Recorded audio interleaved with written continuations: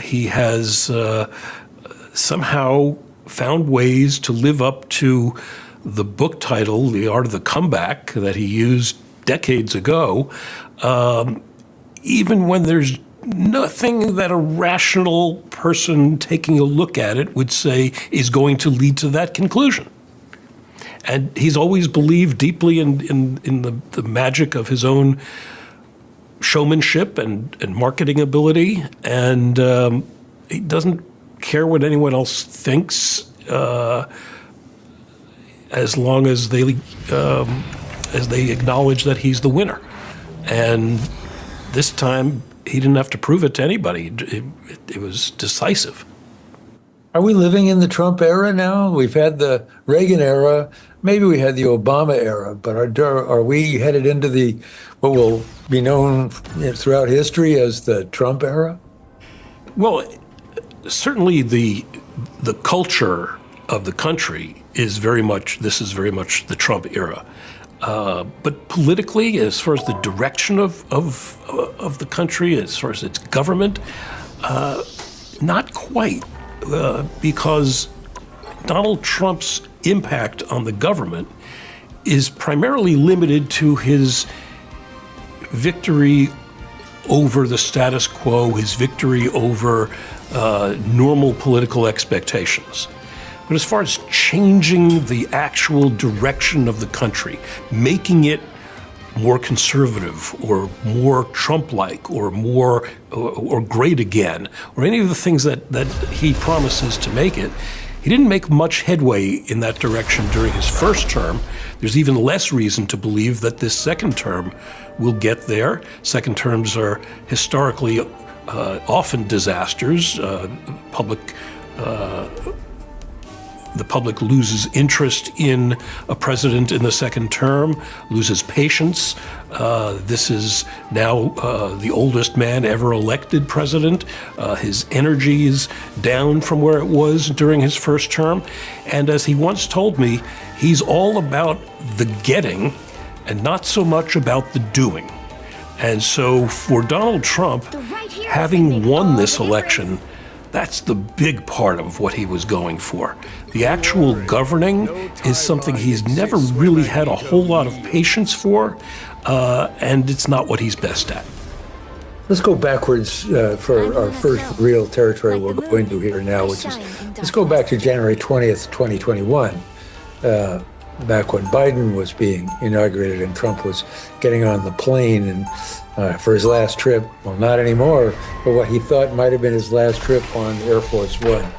How dire was that moment for Donald Trump, the Donald Trump we know from his life story? The ice effects look great on stage. For anyone looking at the Trump presidency, the moment when Trump leaves Washington and heads to Florida, seemingly for 4 years of exile, maybe a lifetime of exile, had to be seen almost as devastating as Richard Nixon's departure from the White House, just utter bottom. And yet, Trump came out after going through what apparently was a period of feeling terribly sorry for himself. Trump came out of it fighting, came out of it as strong as ever, and absolutely determined to vindicate himself, to show that he actually did win the 2020 election, and to get his revenge against Joe Biden and all the other forces that he believed were responsible for depriving him of that second term. So he never really displayed publicly that sense of defeat because he never accepted the defeat. It's very different from Nixon, who just looked utterly destroyed in those days after he resigned from office. And in Trump's case, he has a gift that very few other people I've met have. That gift is he doesn't remember or pay attention to the past. He's not really that concerned about the future. He has the gift of always being in the now, always being in the present. And that allows him to slough off the kinds of defeats and disasters that would bring down most people. And it allows him to just say, I'm about winning this. I'm going to prove that I won it. I'm going to win it back. And I'm going to destroy those who prevailed over me or claim they prevailed over me. Let's take something like the raid on Mar-a-Lago by the agents looking for classified documents. Take me there to that raid. What was his response? And what, in the end, was the response of his dearly beloved followers? The raid on Mar-a-Lago, FBI agents pouring into his private club and going through the most personal rooms in that estate, going into his bathroom, going into his bedroom, going through all of his personal materials. This was the kind of thing that theoretically could have been arranged to be done very quietly, but the FBI decided to do it quite publicly. And it was national television coverage. It was tremendous amounts of video and detail, pictures that came out eventually of him stacking boxes of documents taken from the White House and stored in the shower of a bathroom at Mar-a-Lago. The kinds of images that would ordinarily be terribly demeaning to anyone, let alone a former president of the United States. This clearly angered Trump, that he was subject to this kind of treatment by the government that he had just finished being in charge of. And so he saw this as a personal attack. He saw it as an attack on his movement, his followers, but mostly a personal attack. And so he did what Trump does. He decided to fight back. And he immediately, instinctively portrayed this as a personal attack meant to destroy him by his enemies, not law enforcement coming after someone who had clearly violated the law, but a personal attack against him. And by portraying it that way to his followers, by presenting himself as a martyr, all of this stuff is happening to him, and he's taking it on behalf of you. And this became really the key theme for the next 4 years. This idea that everybody, from district attorneys to the federal government, the full force of the FBI, judges across the country, coming after him for one thing after another: his business, his behavior as president, his behavior in the aftermath of the 2020 election. And they're all coming after him because they want to get you, the American people. They're going after the middle class, and they're doing it through getting Donald Trump. That became his central message. And I'm taking this attack. I'm taking this assault from the authorities. I'm even taking a bullet, as eventually happened, for you. And it's hard to imagine a more powerful message for people who already saw Trump as something completely outside the political process, as a personality, a force, not just a celebrity, but almost a religious figure, somebody who was there to save the country, save the society. There's no storyline that could have better fed that narrative. It's like Roy Cohn on steroids or something. Really amazing, actually. It's a whole new Cohn 2.0 or something. Right, and Trump's lifelong mentality was something given to him by Roy Cohn, that when they come after you, when they attack you, you don't take the attack, you hit back. You hit back harder and harder and harder. So all of these prosecutions, all of these raids, all of these legal manipulations that he saw as intended to bring him down, all of them only fed his presentation of himself as a victim, as a martyr, as someone who was there to take these bullets on behalf of Americans. And from what I can tell, Mark, it seems like it worked, certainly with his base, but it also seemed to start to have some effect, at least from what I can tell, with those undecided voters, those people who voted for Biden last time but Now I mean, everybody's worried about their, I guess, personal security, and somehow he manages to turn this and many of the other things that happened to him into a cause that alerts those voters as well. Hurricane. By and large, Americans don't like when you kick somebody who's down. And while Donald Trump would never admit that he was down, to the rest of the country, he lost the 2020 election. And so there he was, down. He was in his estate in Florida, not hiding exactly, but certainly not as ever present in our lives as he had been for the previous 4 years. And so not just his base, but this much larger group of Americans who really didn't like Trump, they didn't like his style, they thought his language was too coarse, they thought that he was a bull in a china shop, all of that stuff. Nonetheless, they liked that he was an action guy, they liked that he stood up to the powers that be, they liked that he wanted to turn the system upside down. And then the system plays right into that and comes at him guns blasting. The system comes at him from Georgia and from New York and from Florida and in federal courts and state courts. They're going after his finances. They're going after the documents he has in the bathtub.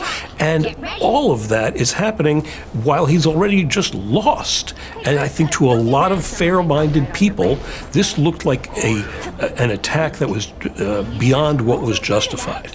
It looked like a political attack, not holding someone to account for their actions. And that clicks into play or brings into action his marketing instinct, which is exemplified by that mugshot, that unbelievable mugshot. Right. If there's one skill that Donald Trump has that has served him well in every aspect of his life, personal, business, political, it's the ability to capture the moment, see it for its marketing possibilities, and ride with it as far as you possibly can. And so for most people, the day you're being arraigned in court, the day you're being brought into the jail and fingerprinted and mugshotted, that's a bad day. But for Donald Trump, it was an opportunity, a marketing opportunity. And so when he sat himself before the camera for what is usually the worst photo in most people's lives, he had his scowl ready, he had his defiance ready, and he showed it in that mugshot, which was, of course, immediately transformed into a marketing device. It was how he raised contributions. It was how he sold products. He turned every rough moment, every troubled period of that post-presidency into a marketing opportunity and into a way to rebuild his base and expand it as well. When you were watching this, Mark, you know him about as well as anybody. You've written a biography of him. You've followed him very closely. How much of the old Trump is in residence while this is all happening? Are you seeing that, or is there a new, highly evolved version that's on the shelf? If there's one thing I can be pretty sure of, it's that Donald Trump doesn't change. Whether you believe the psychiatrists who have diagnosed him with narcissistic personality disorder, or you think that's just a bunch of hokum, in either event, you can see that this is someone whose way of getting wins in his life has really not changed since he was in his 20s. In fact, I was once interviewing him about this, and he said, no, it's not my 20s. He said, I haven't changed in any important way since I was 7 years old. And I think we see that even now as he starts this second term, as he's gone through all of this turmoil. The instincts are the same. He's maybe lost a little bit of energy. Maybe the vim isn't quite what it used to be, but the vinegar is everything it's always been. And so he is out there calling names, insulting people, mowing down anybody who gets in his way, who he thinks is out to do him dastardly, and he is the same guy he has always been. I think people who latch on to the way his language has changed or the pace of his speech and say, oh, he's deteriorating and all of that, I think they're missing the central point, which is that his tactics and his overall view of life as a competition that you have to brutally win, that hasn't changed an iota. Let's go to the spring of 2023, and he's running against Joe Biden, and I gather enjoying himself. I'm Luna Snow, like the moon. Yeah, shine in darkness. Donald Trump's 4 years out of office were basically a period of rehearsing and then going after Joe Biden and everything he stood for, because Biden was the one he blamed most for whatever humiliation there was in his loss that he'd never accepted. So Biden was the target. Biden was the enemy. And for Trump, winning meant humiliating Joe Biden, presenting him to the public as a loser, presenting him to the public as incompetent, demented, physically incapable of doing the job. It helped him, of course, that Biden was deteriorating before our eyes. And so there was at least enough truth to his message that Trump was taken perhaps more seriously than he might have otherwise been as he went after the guy who had vanquished him. For most people, when you go too far, you pay a price. Trump learned early on that if you go too far enough, you don't have to pay a price.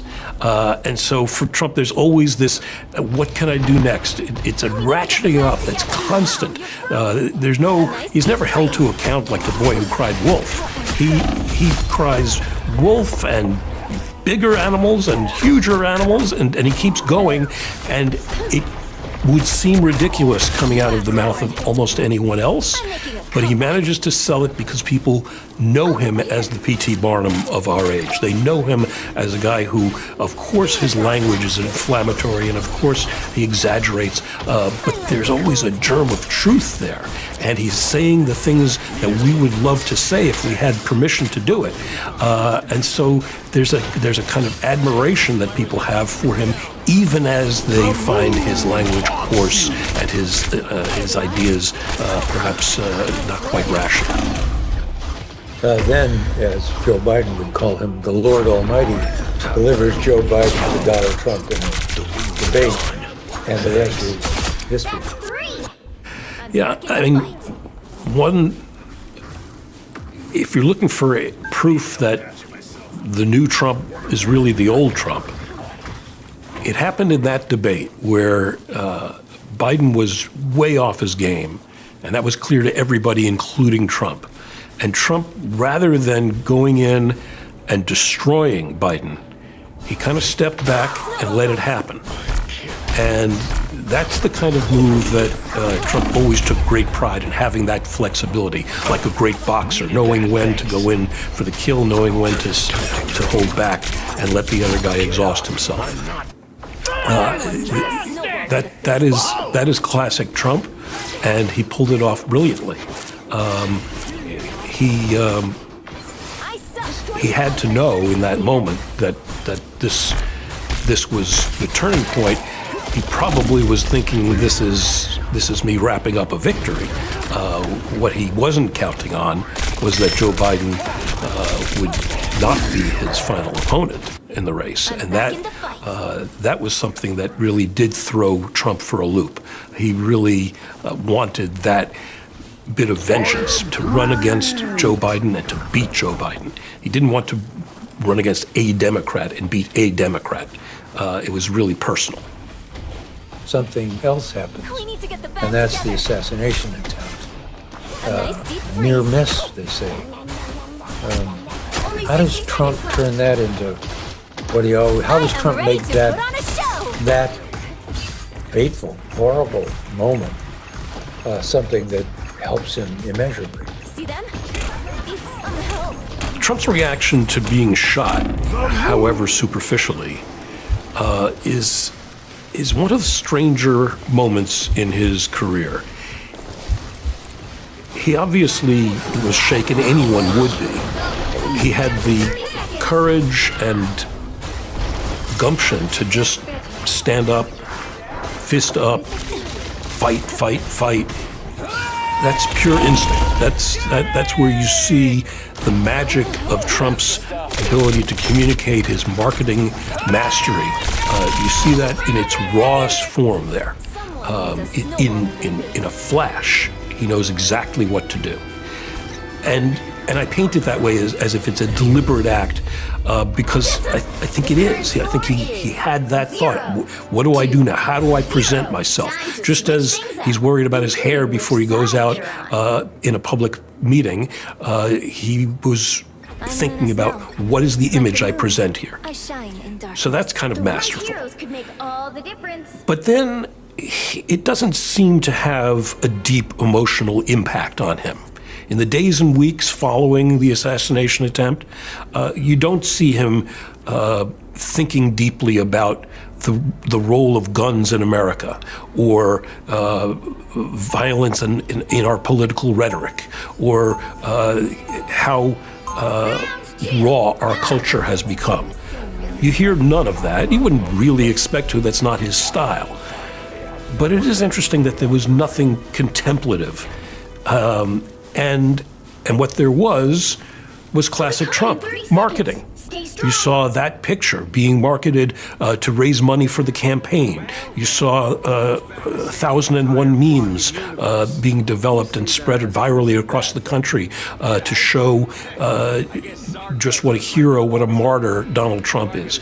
You get this message from him and from the campaign that he took this bullet for you. They're coming after you, and they're doing it through him by trying to get him. So deepening this martyrdom message that he developed over the previous years. All of this very calculated, classically Trump, but interesting and perhaps sad that there wasn't, even in this terribly awful attempt on his life, there wasn't that moment of reflection. There wasn't that attempt to say, who are we? Why does this kind of thing happen in our country? What am I as a leader going to do about it? That just never happened.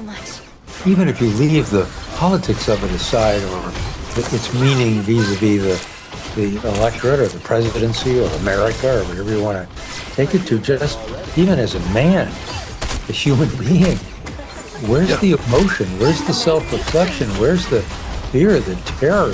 I'm going into the fetal position for a little while here, folks, and I'll see you after I've been to, a spa in Monterey or something. No, it's a remarkable non-reaction in a way, and it tells us a lot about who he really is. That for more than half a century, people have been looking for who is the real man behind the public presentation of Donald Trump, and the answer is, what you see is what you get. What you see is what he really is. And there's not someone who's sitting down later and exhaling and contemplating how close he came to dying, or how or what this means about this strange pursuit that he's devoted the latter part of his life to, of leading a country. It's there's none of that. Can you make the calculation, or would you make the calculation? I don't know that I could. Maybe I don't know that anybody could. How that impacted undecided voters? I think the assassination attempt fed into a sense that was already building almost from the moment he left office in January of 2021, that despite January 6th, despite the loss of the election, despite the chaos and failures of his first term, there was something about Trump that the country still craved, and that was someone who was willing to blow it all up, who recognizes that both parties have failed to address basic elemental changes in American society that made people's lives worse. Whether it was shipping jobs overseas or gutting downtowns or kids not being able to stay in the communities where their parents were. These are basic things that get down to where we live and what kind of work we do. You couldn't get any more basic. And all of those things seem to be going off the rails. And here comes a guy who says, I have the independence because I'm rich. I have the power because I've claimed it. I've shown my success in one field after another. And I have the audacity to go out there and shake things up and turn them upside down. That's tremendously appealing even to people who don't like Donald Trump and never did.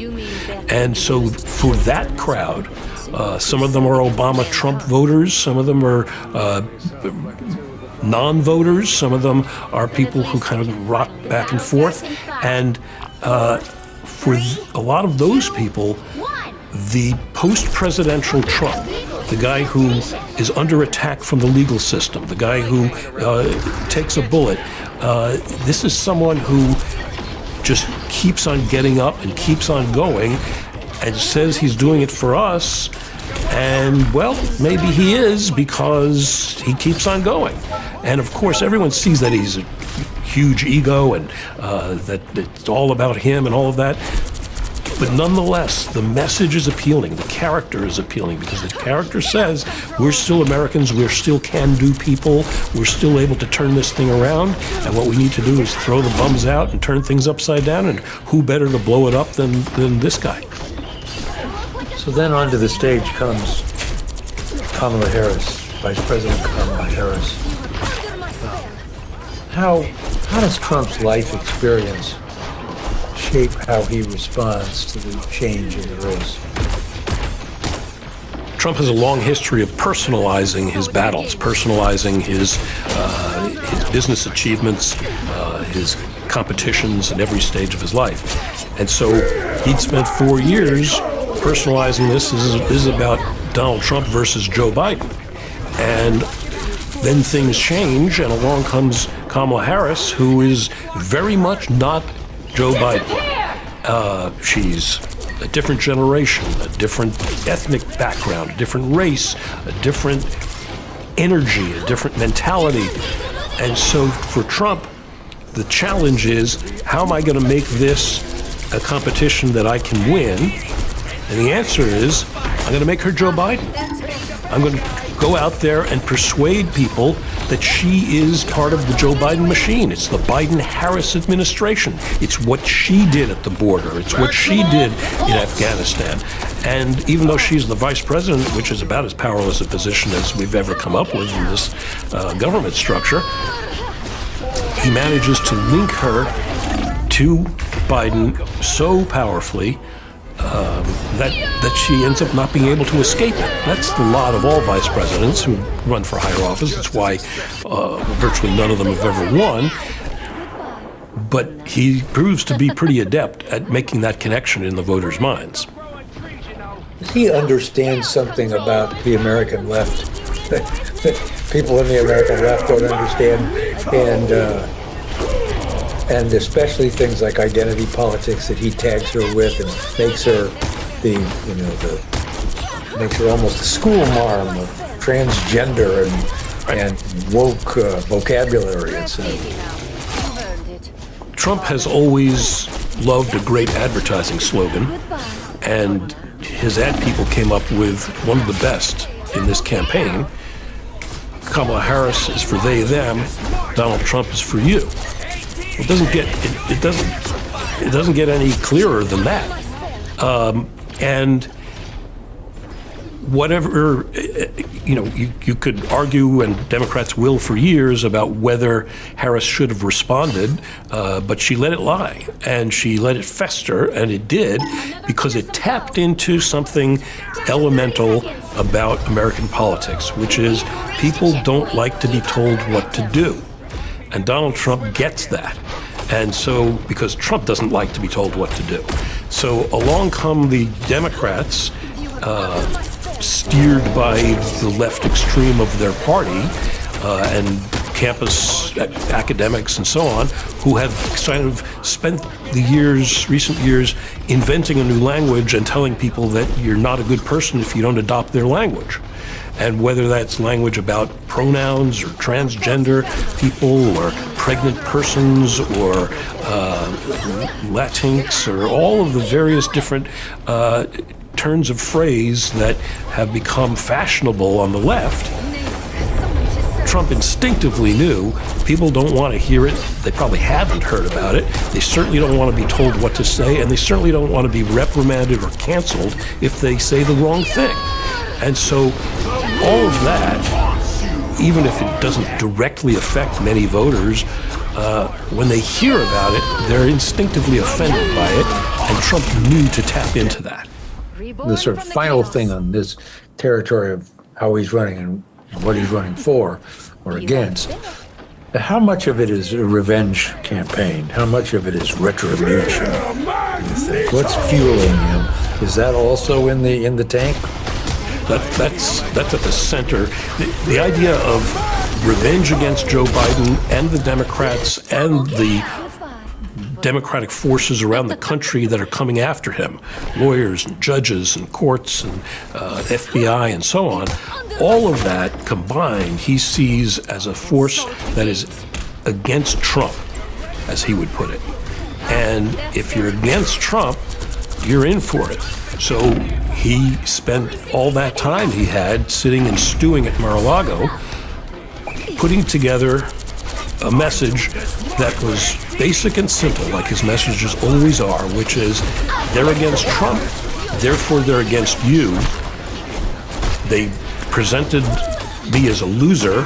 I'm not going to stand for that. And so when we go out and win, we're going to win together, and we're going to do it by tearing them down and putting them in their place. And so it's about revenge, it's about retribution, it's about promising to blow up the Justice Department and get rid of the civil servants and clean the house and clean out the people who are against Trump, because being against Trump is being against you. What is election night like for Donald Trump? The Donald Trump we know, the Donald Trump you know better than anybody? I think election night was sweet revenge for Donald Trump. Not as sweet as it could have been, because he really wanted to beat Joe Biden. And the Democrats, tricky as they are, deprived him of that opportunity. So he ends up beating someone he sees as a lesser opponent, but he'll take it, because he'll always take the win. And so he's out there saying, okay, I've got it. This is sweet. And what I don't think he was thinking about is, what are my plans for America? How am I going to really turn this country around? How am I going to improve people's lives and lower prices and all of that? He's thinking, if he's thinking about the next day, he's thinking about, how do I get back at these people? Now that I have the reins of power again, how do I destroy them? He once told me that he sued people who wrote critical books about him. He sued having zero expectation that he would win in court. He knew that the cases were legally lousy. He said, I sue them to destroy them, to make them spend so much money that they are ruined by it. And that, I think, is the kind of thought that he had on election night, if he was looking to the future at all. It's, how can I now get these people? We haven't talked about what some people have told us was a strong motivator for him getting back up on the stage and going through all those shenanigans all the way through. But he was still up there every night in front of the arenas for long, tedious moments, from what I gather. Some of them pretty exciting too, I guess. And that was to try to beat the raps. He was going to win and keep himself out of jail. Did Trump run a third time just to keep himself out of prison? Did he run so that his felony convictions would not result in doing time? I don't think so. I mean, I think he clearly geared that outcome, but I think he's driven more by just the larger belief that your value in life is determined by whether you win, and winning is what it's all about. The Trump we saw in the 2024 campaign had a little less energy than we'd seen previously. He did rallies, but he didn't do as many of them. He told stories, but they were the old stories mostly. He attacked his opponent, but his opponent wasn't really someone he cared as much about because it wasn't the person who'd beaten him. So there's a slightly diminished aspect to Trump in this 2024 campaign. And people start walking out of the rallies, they get bored, the rallies go on, the speeches go on for hours, and often by the end, the place is half empty. So it's not the excitement of 2016. It's a different version of that Trump, and I think he, in the end, wasn't really as driven to win against Harris as he was to have won against Biden. Some of the spirit was knocked out of him by Biden's withdrawal. So when those two men shake hands in the Oval Office last week, imagine, help us, we know it. What's that like for Donald Trump? When Trump accepted the invitation that he never gave to Joe Biden, and Biden welcomes him into the White House for a discussion about the transition, and Biden is being as gracious as can be, and Trump immediately goes into what I see as kind of Trump big boy mode. When he leans forward, sits at the edge of his chair, holds his hands together, adopts a very serious voice. His voice deepens, and his head drops down a little bit. He starts nodding. It's the pose that he would always have when he was meeting with foreign leaders who knew far more about their relationships with America than he knew about our relationship with their country.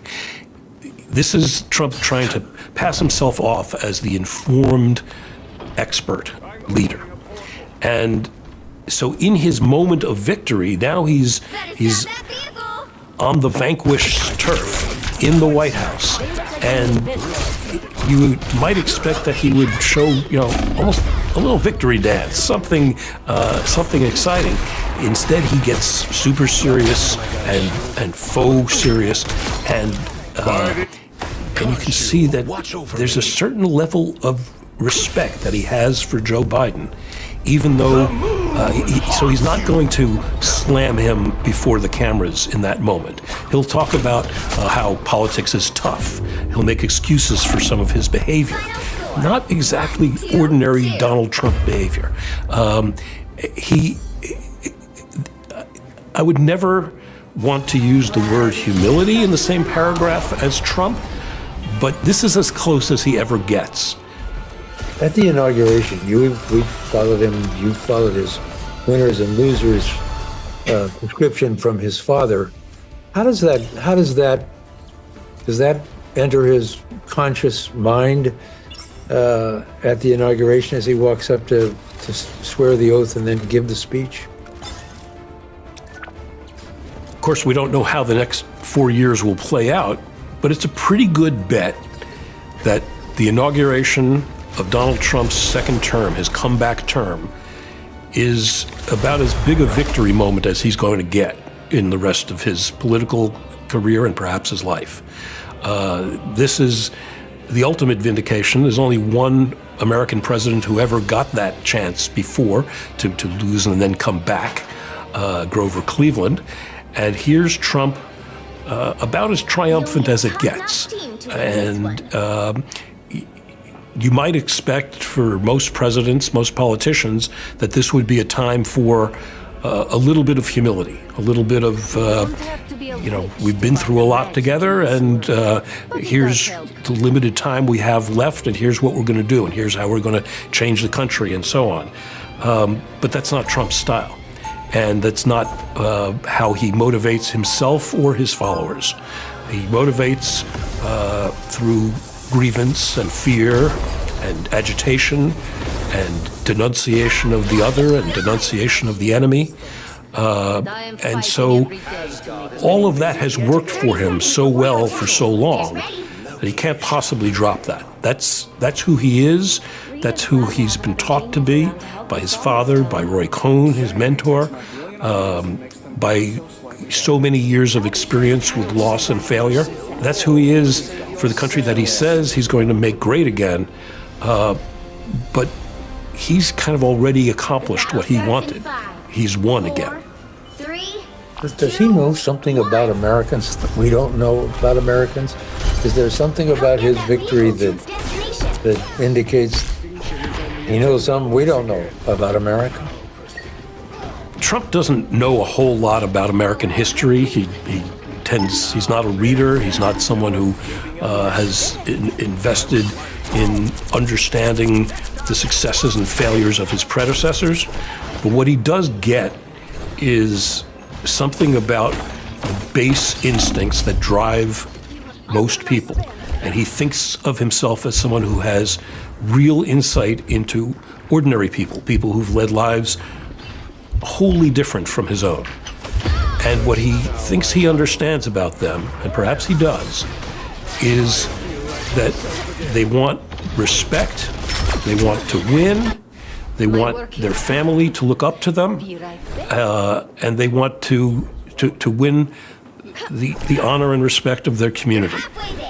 Those are pretty basic American values, perhaps basic human values, and he gets that, and he is able to shunt everything else away and focus in on just that simple message. That's what he's trying to get for himself, and therefore he figures everybody else wants that too. And so he's not the fate of other people has never been his highest concern. It's more the fate of Donald Trump. But in as much as he sees himself as a proxy for everybody else in the country, he's able to successfully send that message that I will fight for every one of you by fighting for myself. What we're seeing in the transition now, how much does that reflect what we're going to see in the presidency for 4 years? Unlike his first term, this next 4 years is not leading to the next victory. This was the last victory, unless he decides he wants to change our entire system of government and overthrow some of the basic tenets of the Constitution. But if we take him at his word, and he's settling in for his final term as president, there's no next victory to build toward. And my fear is that without that as a driving force, Trump will not be as driven, as interested, as engaged as he was the first time around. That he'll have a certain amount of drive that's devoted to getting back at his enemies, going after the Democrats, going after the media, going after the individuals who brought charges against him, going after his enemies in Congress, and so on. That will entertain him and drive him for some time. But as far as great achievements on the world stage, elemental changes in the American economic system, efforts to reorder society, to rebuild the middle class, it's not clear to me why he would suddenly gain energy devoted to those causes. And so the danger is that he would devote himself largely to these personal vendettas and much less so to the crying needs of a country that elected him because it was in pain. I just have one follow-up question, if Yeah. you don't mind. Please. Yeah. Because we're in the middle of the transition, and although the transition, the bulk of it will have already happened by the time this story airs, but How does that reflect what his second term will be like? How is that kind of foreshadowing?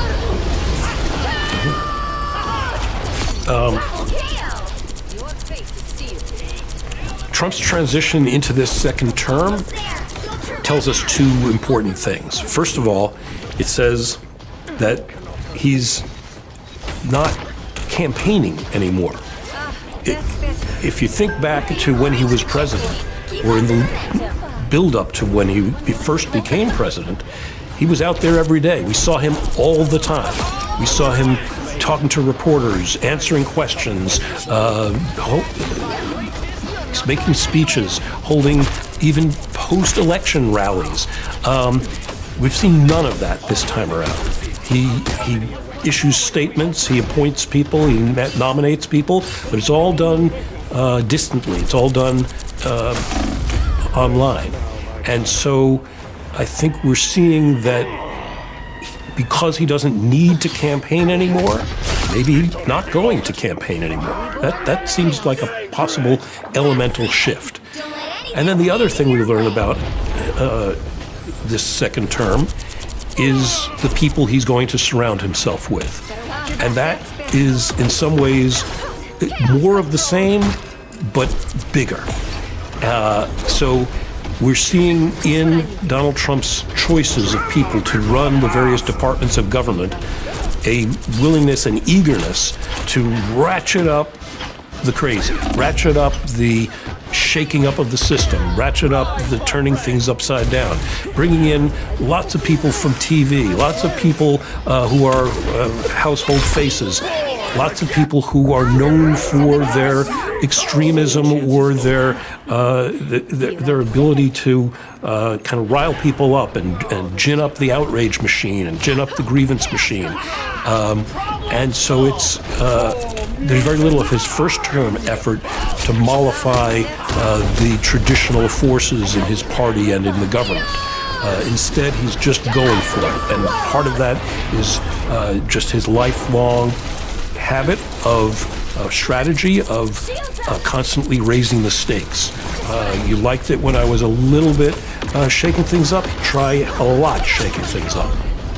And then part of it is just his belief that the show must always excite and the show must always be new. And so now he's letting into the show some performers who will steal some of the spotlight. And that's something he wasn't really willing to do the first time around. So will he tolerate that? Will any of these people last more than a few months? That remains to be seen. But the very fact that they've been appointed to cabinet positions tells us that Trump is willing to spice up the show in some new ways because he needs to have people still coming along with him. You know, we haven't heard about authoritarianism. We haven't heard about moves that are being made. That's it for democracy if Trump gets elected. Is that not something we should worry about? I mean, certainly there are a great many people who worry that Trump, by purpose or accident, will so diminish the power of the establishment to run our democracy, to run fair elections, to run the mechanics of government, that this will undermine our status as a democracy. And it's conceivable that he will have that impact in some way or another. But I think you have to weigh that against two key facts about Trump. First is he's not very good at this. The first term taught us that although he had lots of notions about what the government should be doing or shouldn't be doing, he didn't know enough about the government to get those into play. So yeah, he built part of a wall, but never really kind of figured out how to get that project moving in a big way. He wanted to deport a lot of people, but never really got that off the ground. And so Will he suddenly be better? Has he surrounded himself with suddenly more competent people? Well, no. He's surrounded himself with people who he liked how they looked on TV, some of whom have really excellent hair, but he hasn't really brought in a group of people who know the government inside out and can immediately begin making it work in the direction that he prefers. And the other thing we've learned about Trump as he dives into this second term is that he is perhaps somewhat diminished in energy, and perhaps doesn't have the same drive that he did when he was running for office, or even when he was holding office in that first term. And so I don't know that he would ever ask himself this question, but the question we could ask about him is, okay, what is he doing it for now? We knew what he was doing it for when he ran for office. We knew what he was doing it for in that first term. What is he doing it for now? And in his mind, it's always been, you do things for the next victory. What is that next victory? I am ready to put on a show! Color me impressed, Warlock.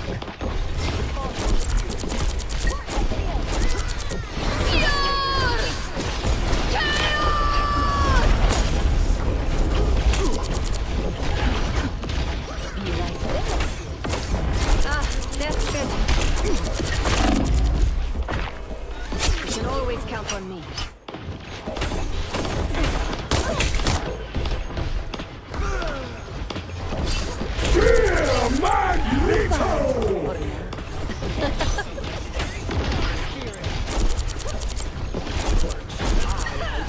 Trouble has arrived.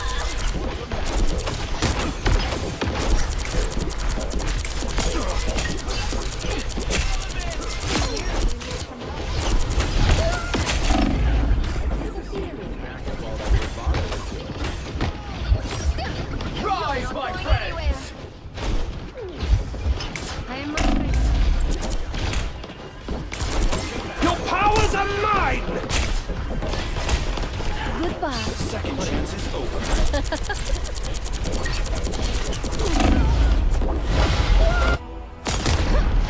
I appreciate you. I'm hurt. That last acorn good? My work here is not done. Now, a disappearing act.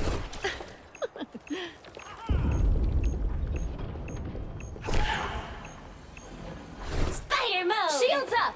Only 60 seconds left. All right!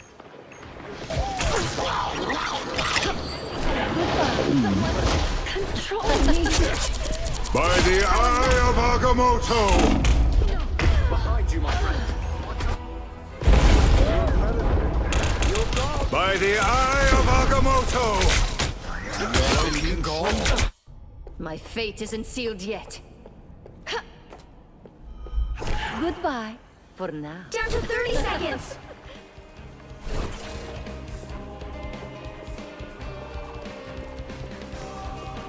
He stopped them in their tracks.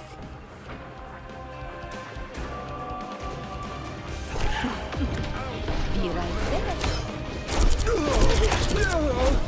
The final 10 seconds.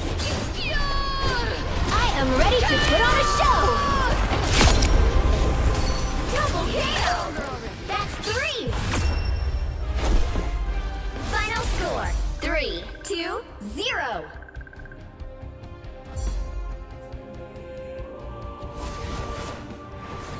Another epic victory! Big win!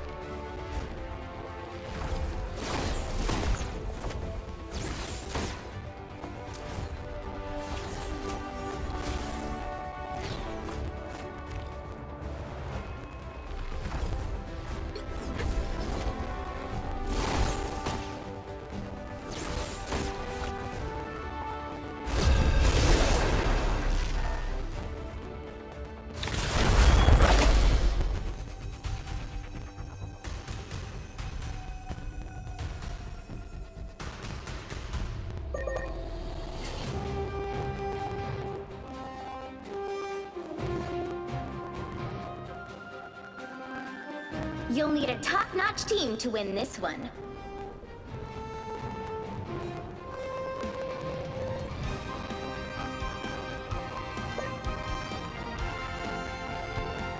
Let's just start in a kind of general way with how remarkable was it that this guy who's been impeached twice, convicted, whatever it was, what does it say about him that he won? I think that the victory was a miracle.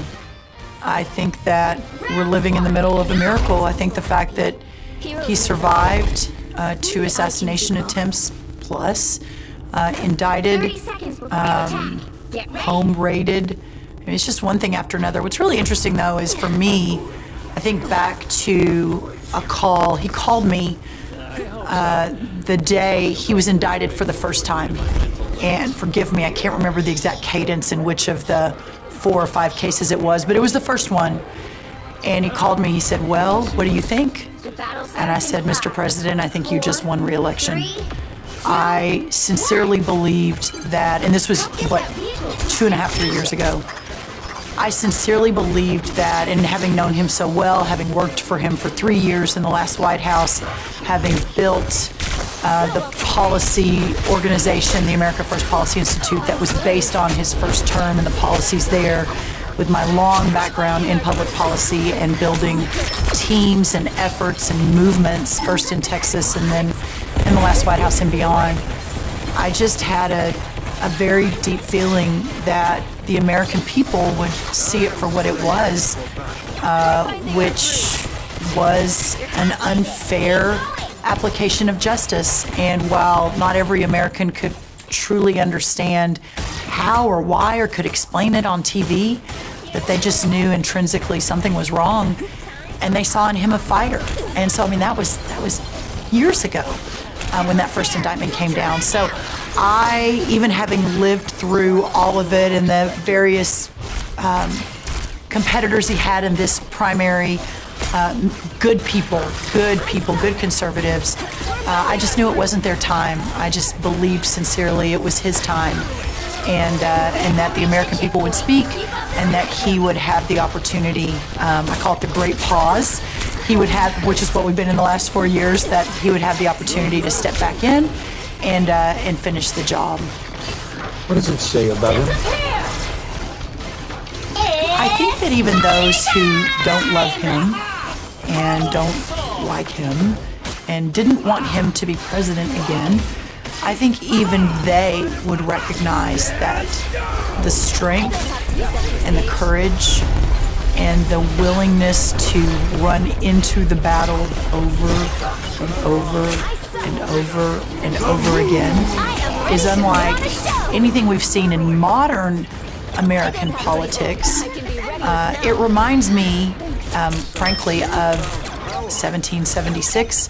You know, I always like to go back 10 years, 1766, when George Washington was a businessman, a young businessman, but very successful. But he had some hard years. He'd written in his journal that year that he was in debt, and he didn't know if he'd ever get back out of it. His crops hadn't done great, but that he was never going to give up. James Madison was a teenager 10 years before 1776. His parents wrote in their journal that he was so shy that didn't know if he'd ever amount to anything. Thomas Jefferson, I think, was either 19 or 20 years old. The math may not be perfect, but I think it's close. And he was a teacher and an academic. But, you know, those founding fathers, Alexander Hamilton, John Adams, others, they 10 years later were called to meet their moment, and I think in perhaps a similar miracle. These kind of average, ordinary men with huge hearts and a lot of bravery and courage were willing to stand up and do what they thought was right. And I believe sincerely that President Trump is in that same ilk as those men. You know, people talk about the Reagan era, the Obama era. Are we living in the Trump era?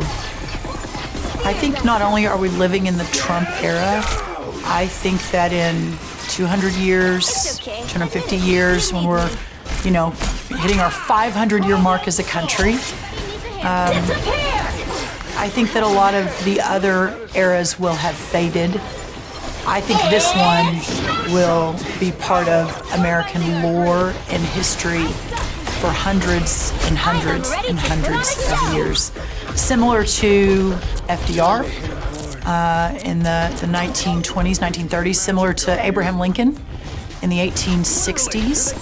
I think it's even similar to, obviously, the founding of our country, but even the election of 1800, where, you had a real battle of a strong federal government versus states' rights with the Jefferson race. And I think people will mark this time in a similar way, an inflection point in our country's history and how we align and what we believe in.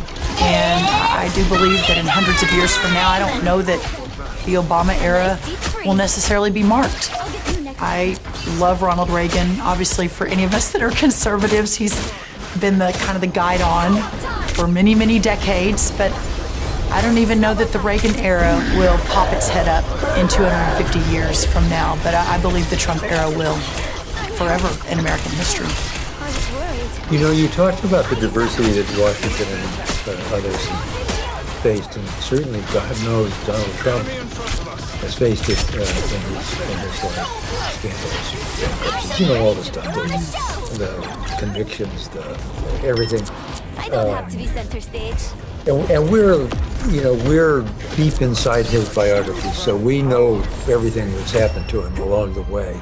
And there is something about him, and it starts back with his dad. You can't be a loser. You got to be a winner. You do everything you can to be a winner.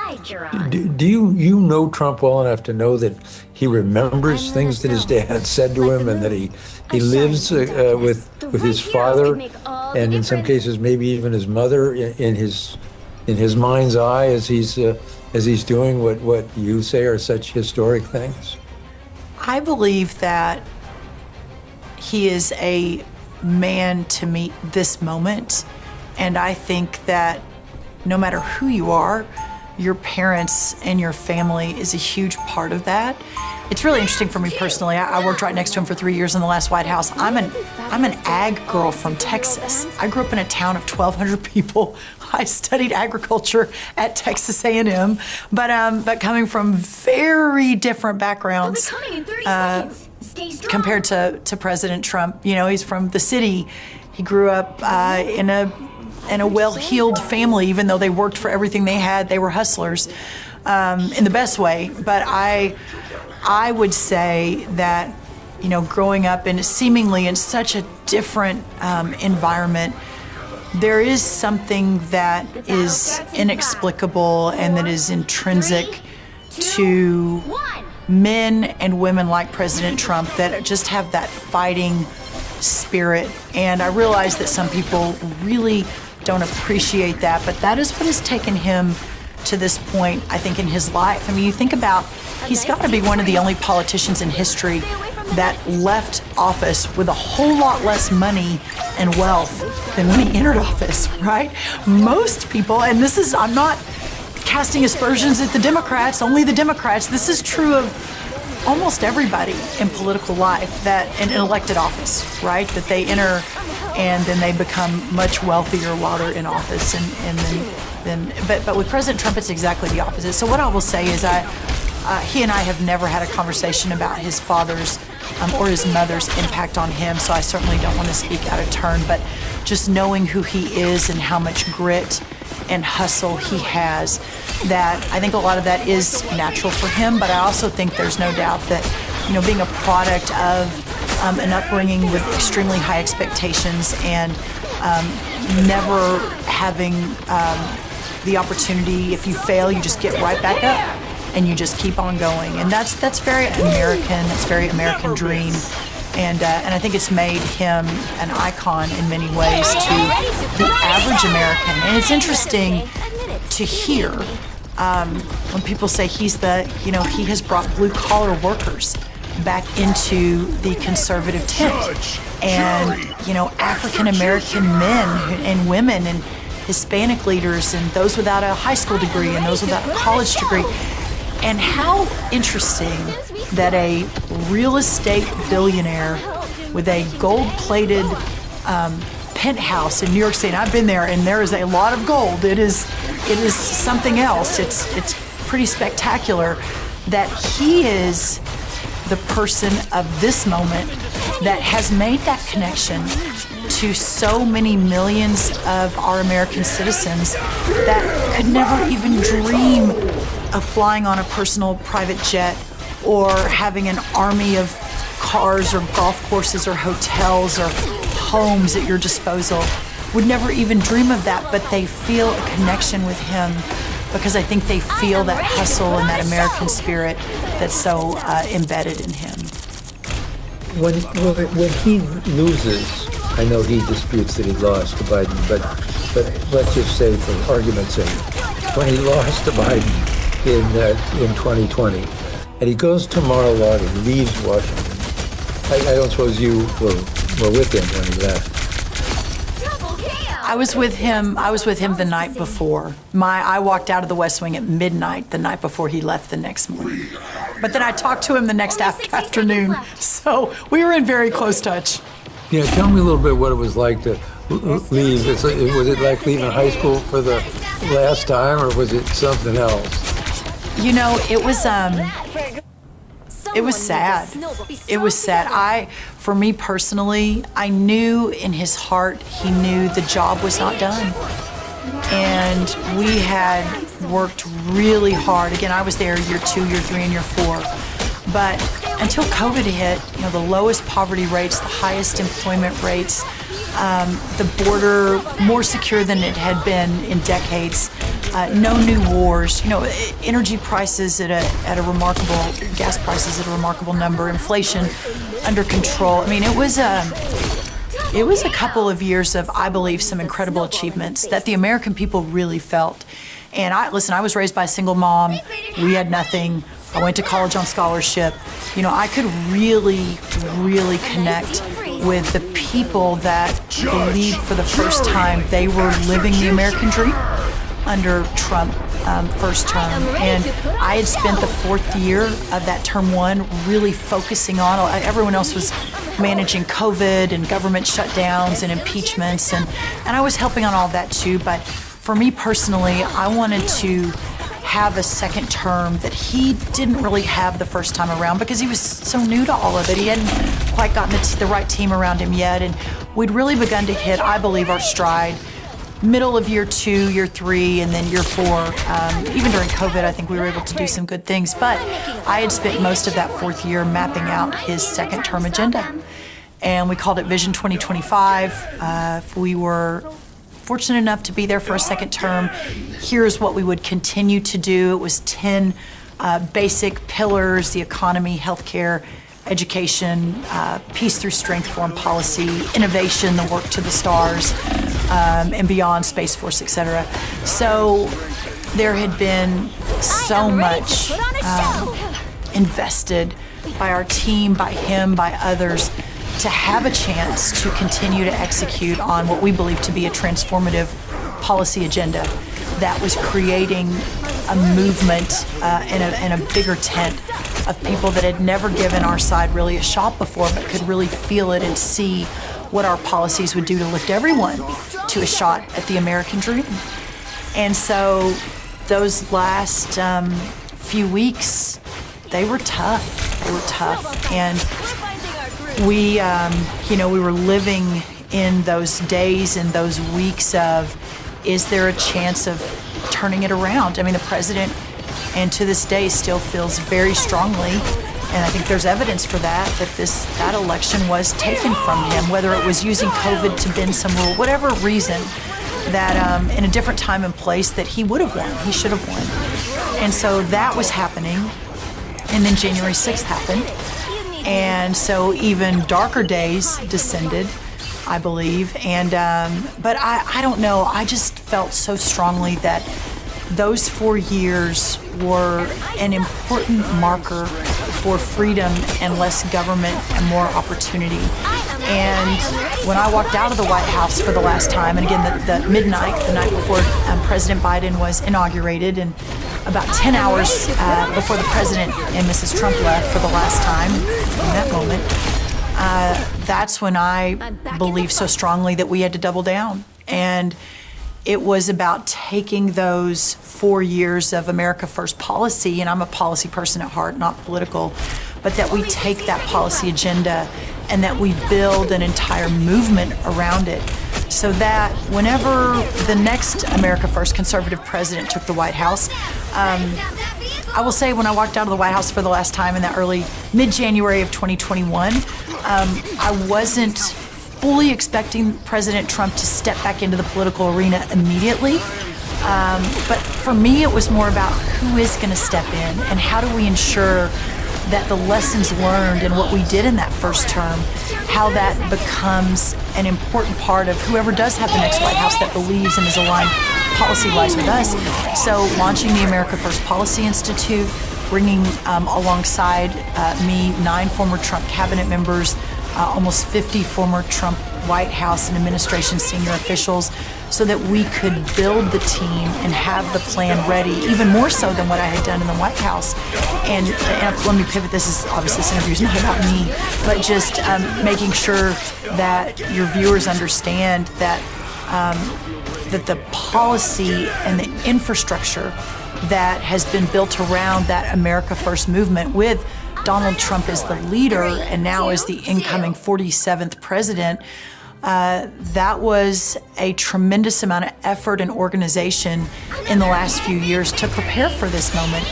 But it was, in a way, it was about President Trump. It was about his legacy, preserving what we had achieved, ensuring the American people understood how important it was. But it was also about a 100-year plan that ultimately, for us to, in our opinion, save America and adhere to the Constitution and ensure that we could get back to secure borders and peace through strength and no new wars, and lowering the burden on working Americans in terms of their taxes and regulations, that we could have a plan that was ready at the federal government for the White House, but also working through the states as well. So it was a dark time, to circle back to your question. It was a dark time, there's no doubt.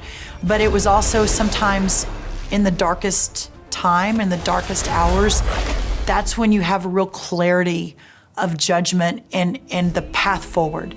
And so for me, that's what that time meant. It was heartbreaking, but it was also a time to step more deeply and intentionally into conviction and policy and what we believed, and build for the future. And for him, what do you think it was? He goes to Mar-a-Lago. People say it was a little bit like Napoleon going to Elba, just there to not only lick his wounds, but plan. What was it for him, do you think, in those darkest days? Yeah. Did it really, can you imagine him with his personality, what he was like and what he was doing for those days and weeks right before something I'm going to ask you about next, which is the raid? You know, every time I saw it again and again, every time he would get punched, whether that was leaving the White House 4 years too early, whether that was, the incessant negative media and circling around him, whether that was the threat, and certainly we saw eventually the culmination of trying to throw him in jail. Whatever it was unbelievable. It made him stronger. And I know you hear that from people that know and love him, but I witnessed it firsthand.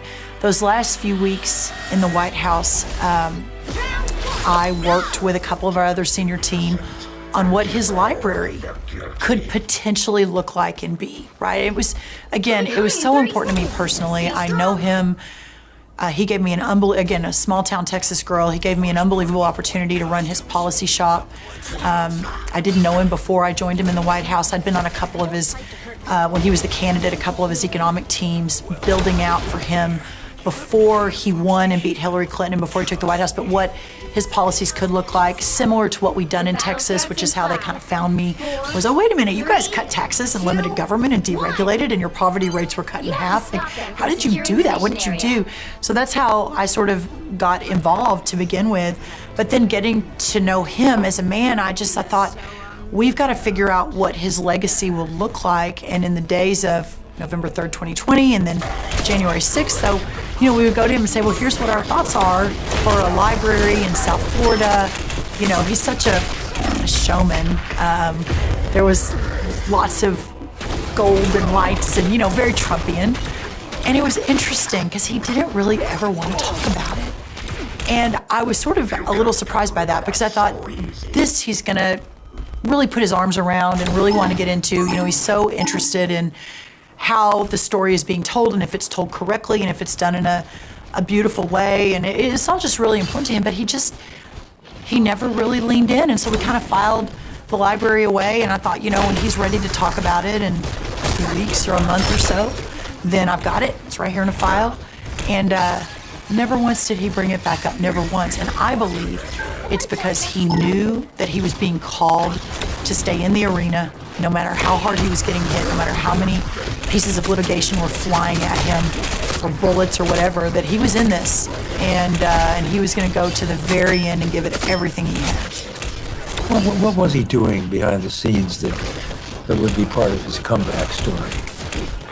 I think that he was watching, and a lot of people that don't know him well automatically assume that based on what they see, which again is a fighter, he holds nothing back. He is not politically correct, right? He'll say things that I think some people are like, oh my goodness. But the people they may not love everything he says, but they love that he is not a typical politician who's triple thinking everything he says. And so I think he went back to Mar-a-Lago, and there were a handful of us that were still talking to him very regularly. For me, I was talking to him quite a bit about building this new organization, the America First Policy Institute. I wanted to make sure it honored his vision and his policy, and he agreed with the different people we were putting in place. So I was actually in fairly regular contact with him in those first few months of 2021. And was he different in those conversations than he was as president? Was there a what's interesting? He is the same person all the time.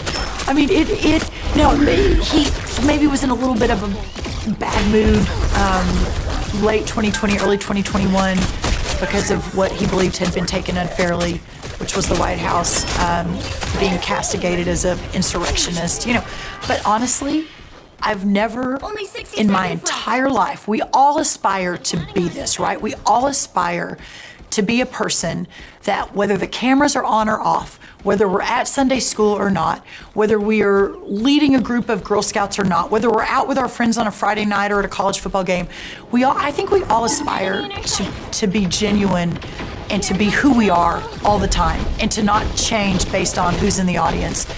I have never known anyone who reaches that and achieves it more than Donald Trump, ever. He is literally the same person all the time. What's that about? It's incredible. I just think it's that he knows, he's so sure of who he is, of what he has been called to do, that no matter who says what about him, no matter who his enemies are, no matter what the media says, no matter how many times you try to get him into court and get him or bankrupt him, or no matter any of that, he is truly the same person. And so I think in those dark days that, he was in a place where he just couldn't believe his country could do this, and he knew and felt sure, as a lot of us did, that the Biden-Harris administration would unwind so much of what we had worked to do and achieve, and what we needed to do to push back on that and to be ready if another opportunity came. You've said it a couple of times, Brooke, that he was called. Who's calling? Who called him to do this? I believe that it's a calling from God. I really do. I believe that this is a story as old as Scripture, that sometimes the most unusual characters meaning men and women, characters in the Bible, though, as an example, are called for certain times. I mean, Paul, who built Jesus' church, Paul originally was Saul, who was killing Christians before he was called to become Paul, and then become basically the main purveyor of the message of Jesus and spreading the church all across the world. He was shipwrecked, he was beaten, he was jailed, he was, and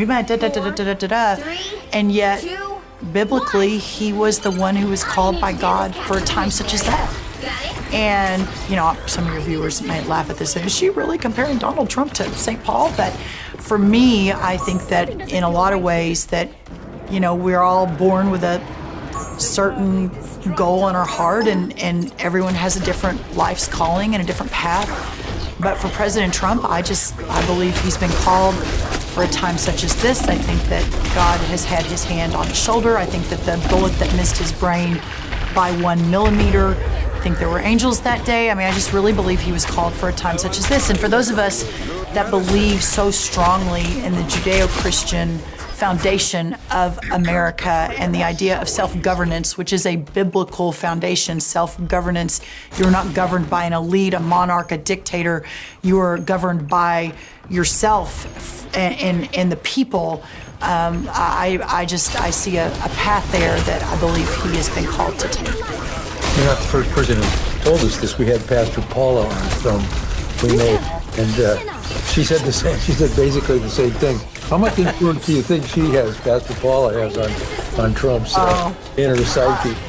Yeah, I love Pastor Paula. She's been a part of my team in the White House and even in the America First Policy Institute. I think quite a bit. I think that, their story is remarkable. He saw her. She was a very successful television pastor in South Florida for decades. And he saw her on TV at Mar-a-Lago one Christmas, I think maybe 25 years ago, and called her up, and the rest is history. I think she held the Bible when he was sworn in the first time. It's a pretty remarkable story. And Paula's young; she's in her early 50s, like I am, and they've been. She's kind of been guiding on the spiritual front for a long time. It's interesting to me that Trump. This is a slight aside, but here we are. Trump had 2 or 3 women around him at the Trump Organization. Who we've interviewed before, Louise Sunshine, a couple of others, Barbara Rez. He seems to have and get along with and retain women. Pastor Paula, you, Kellyanne, a slightly different case, but because she came with a different set of baggage, I think too. So we'll leave her out of the analogy. Anyway, what the heck is that all about? Well, I would put Kellyanne right in the middle of that, actually, too. Okay. It's so funny when I hear people say he's a misogynist or a sexist, or he's, in my 3 years next to him, every single day, and then in the 4 years since, never was there an inappropriate comment, a disrespectful mood. I just believed that, I think this is true for men or women, but he is drawn to highly motivated, very energetic, really good multitaskers, and loyalty. And I think you could argue that those characteristics often are perhaps altogether more found in women. Especially the multitasking. Kellyanne talks a lot about, but I love it. There were 5 women on his top staff, right? Sarah Sanders, myself, Mercedes Schlapp, Kellyanne, and Ivanka Trump. We had 19 school-aged children between the 5 of us. And there's been no other White House like this, right? Democrat or Republican, no other White House anywhere near that number of senior staff women that were younger, with kids from age 6 months to 16 years old, 19 of them. And so, I don't know, there may be something to the multitasking, filling out soccer forms, trying to get kids to school on time, dealing with Kim Jong-un, whatever it was that I think, and he thinks a lot the same way. He's very multidimensional in the way he thinks about problems and vexing challenges facing the country. And you've got a world leader calling him here. You've got the head of the NFL calling him there. Someone else is trying to get in to see him to talk about Detroit and the city of Detroit. And then we've got homelessness over here in LA. And the way he's able to move through all of those issues and then circle back to the first one and keep going is not many people I've seen have that ability. And I think for those of us that could keep up with that, keep up, execute. Doesn't matter who gets the credit. I don't want any credit. No, thank you for any credit. That's kind of me and a lot of the other women that he's worked with.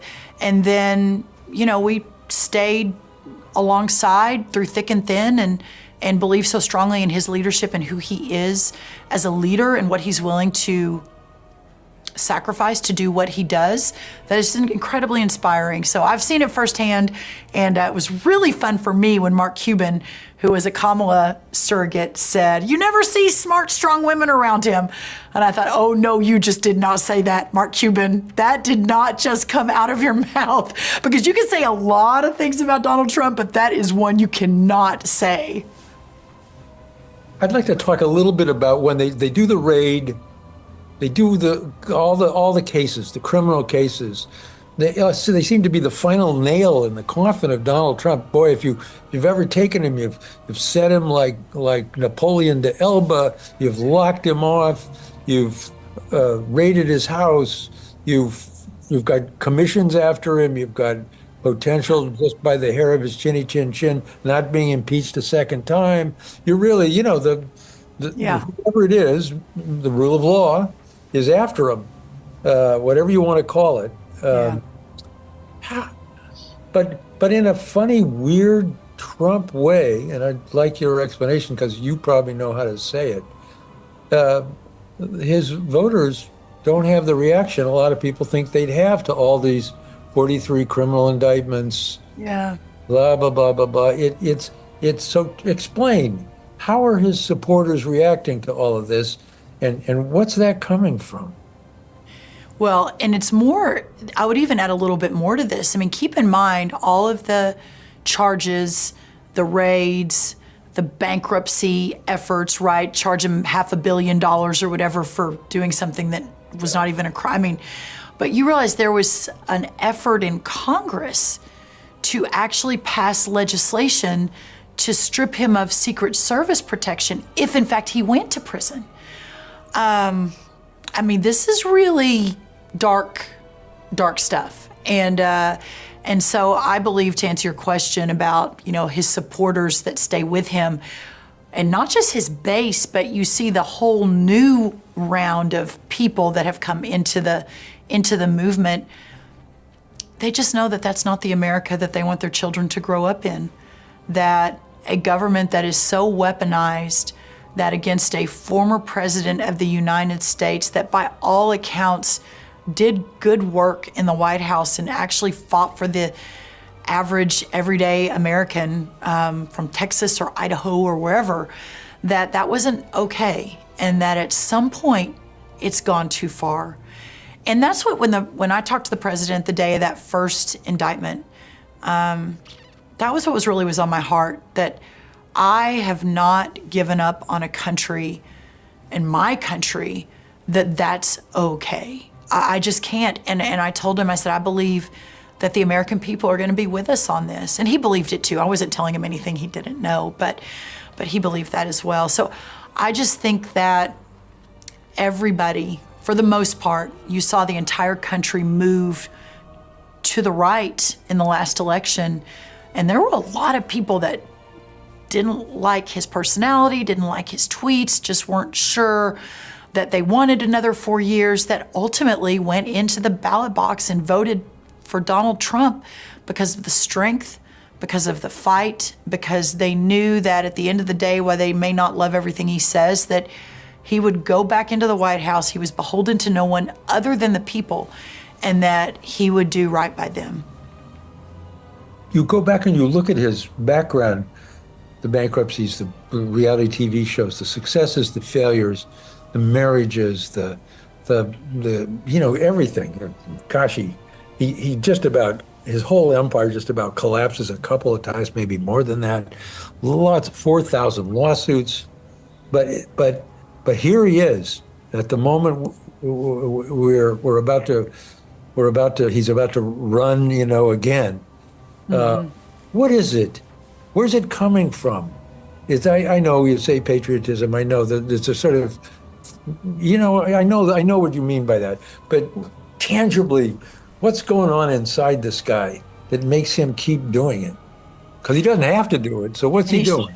He sure doesn't have to do it. And for those of us that have been at Mar-a-Lago and Bedminster and his home in New York City, you think, why would he want to leave any of this? And he loves golf so much. He certainly isn't going to be playing nearly as much golf starting in about 60 days. But I think that there's no doubt it's the love of country, the belief he's been called. But I also think he's just a fighter. And I think for him to walk away at this point and say, yeah, you know what? You won. I don't want to deal with the lawsuits anymore. Although he would have had to, but I don't want to deal with the lawsuits. I don't want to deal with the coming impeachments. I don't want to deal with the media hammering me every day. I don't want the media going after my family. I mean, what his kids endured. He talks about that a lot.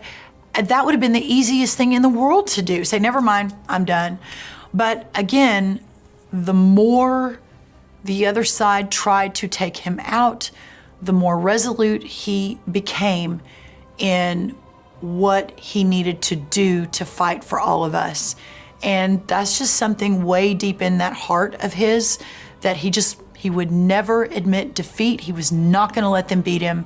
And in so doing, he was perhaps going to save America. And I know that sounds somewhat hype, a little bit blown up, but I just believe that, and in saving America and our freedom here, it is a worldwide deal. So it isn't just about our country; it's about the world, and I think he feels that deep in his soul. So people love him. He's a fighter. They want him to run. He runs in the primary. He wins. I don't think there was ever any real doubt about that. And he's running against Joe Biden, who, is not at the top of his game. A lot of people don't know that he's not at the top of his game, but he's not at the top of his game. How's Donald Trump feel about running against Joe Biden in those first months leading up to what is then the end of Joe Biden's political career and probably legacy, which is that terrible debate he and the President Trump had? So just walk me along a little bit about how Donald Trump is through that process. I think President Trump felt very strongly that it was one thing to run against a hypothetical Joe Biden 5 years ago, right? That it was one thing for us to say, under a President Joe Biden, the borders will be open, you'll have millions cross and integrate into communities, a lot of dangerous people, you'll have inflation because the spending will go up, all the deregulating we had done to open the economy up, there will be re-regulating. That was all hypothetical. And I think that the people, not his base necessarily, but the independents and the moderate Democrats, especially in the swing states, it was hard to convince them that life under a hypothetical Biden-Harris may not be as good 2, 3, 4 years after an election. But whether it was Joe Biden or Kamala Harris or, whomever Pete Buttigieg, whomever it may have ended up being, that set of policies is remarkably similar from the left. And so I think there are two ways to look at your question. I think first, the president running against Joe Biden, he believed, and I believe this too, that we had to spend that intervening 4 years working to lock election integrity down to ensure that it was a fair vote. And by the way, both the Democrats and the Republicans, when the other side wins, says that, well, that way, even Hillary Clinton, right, in 2016 said, well, the election was stolen. It's just kind of part of the narrative. And that is why I think the election integrity movement is so important. This is the United States of America. I can ATM $500, in a second anywhere around the world and know that it's a secure transaction. Why is it so hard to have elections that are not secure and admittedly so by both sides? So that was part of it, and I think he believed that if the elections were secure, that he would be able to beat Joe Biden. But I also want to give him credit. It wasn't just Joe Biden. This is what I began to say at the beginning of this particular conversation. It wasn't just Joe Biden. It was that set of policies that he believed and we believed were so out of touch with the average mainstream American. And so with that in mind, I think, beating Joe Biden in his mind was probably a little bit easier than a lot of the others that Democrats could have put up. But at the end of the day, it was the policies that were going to win this race. And so it wouldn't have mattered who they put up. Gavin Newsom, who didn't matter. That if we had a fair election and we were able to tell our story and he was given the opportunity to do it and to talk policy, that he would win. But it wasn't just the policies, because he's something else, isn't he? He's the X factor. It's not just the policies, because then it could have been, I don't know, Mitch McConnell running for president. Well, you're right about that, because you look at, he carried Wisconsin, carried Michigan, carried Nevada, carried Arizona, but there were U.S. Senate races in those states that were not carried by the Republican America First candidate. So that's a really important point, that he does have a factor that you have a Trump voter that it doesn't carry down into the lower races on the ballot. And that's an important point that we as a movement have to really think about and figure out how to approach. Because what the hell is that, and can you bottle that? Yeah, well, there will never be another Donald Trump. I had the incredible honor of speaking at the Madison Square Garden rally. I was not in the prime time. I was back towards the beginning, so none of your viewers would have I hope you said nothing about Puerto Rico or... I said nothing about Puerto Rico.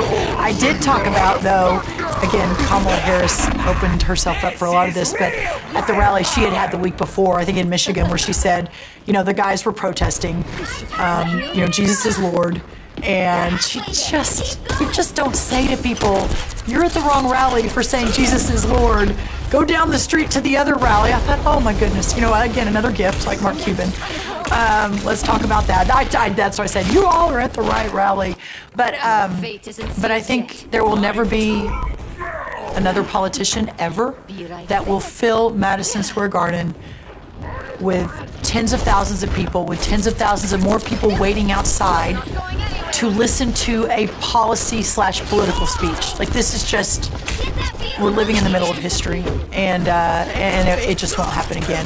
But I believe that if we do our job right, I believe that if he has the second term that I think he's going to have, where he delivers on all of these promises, and that the American people again feel that their lives are better because of these policies, that will begin to solve for itself that sort of gap between Donald J. Trump and the regular Republican candidates.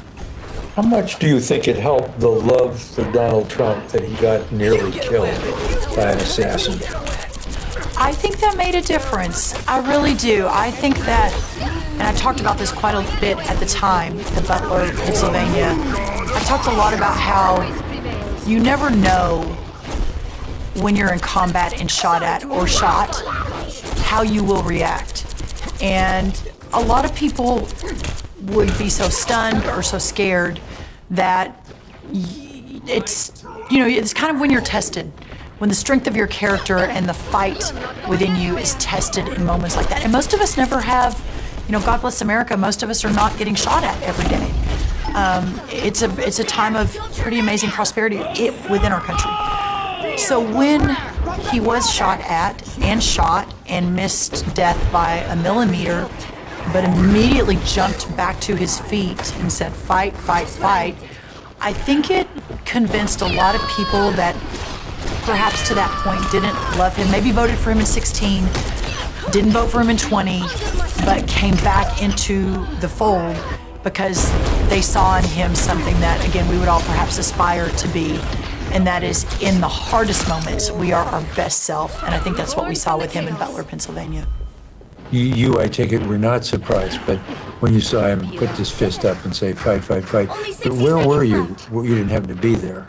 I was not there. I was back in Fort Worth, Texas. I had it on TV, but I was outside dealing with some children or some dogs or some sort of pet thing. And my son came running out, and he said, Mom, the president was just shot.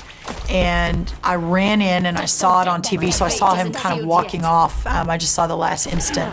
And I said, that's who he is. First of all, it looks like he's going to be okay, although we didn't really know for a couple hours. But second of all, that's the man that those of us that know him and would run into a fire for him over and over again, that's the man that we know and love and will do anything for.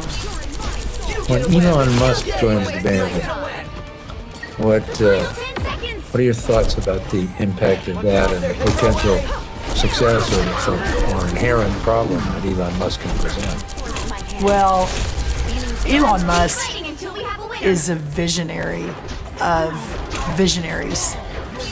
I've spent a little time with him now. We were all together in Mar-a-Lago last week and the week before.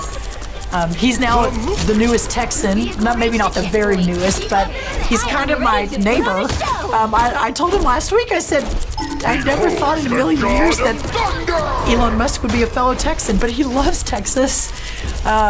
He's building an empire there, I mean that in the best way. So I think that Elon saw what a lot of the Americans saw that gave the president the popular vote, which was fairly unexpected.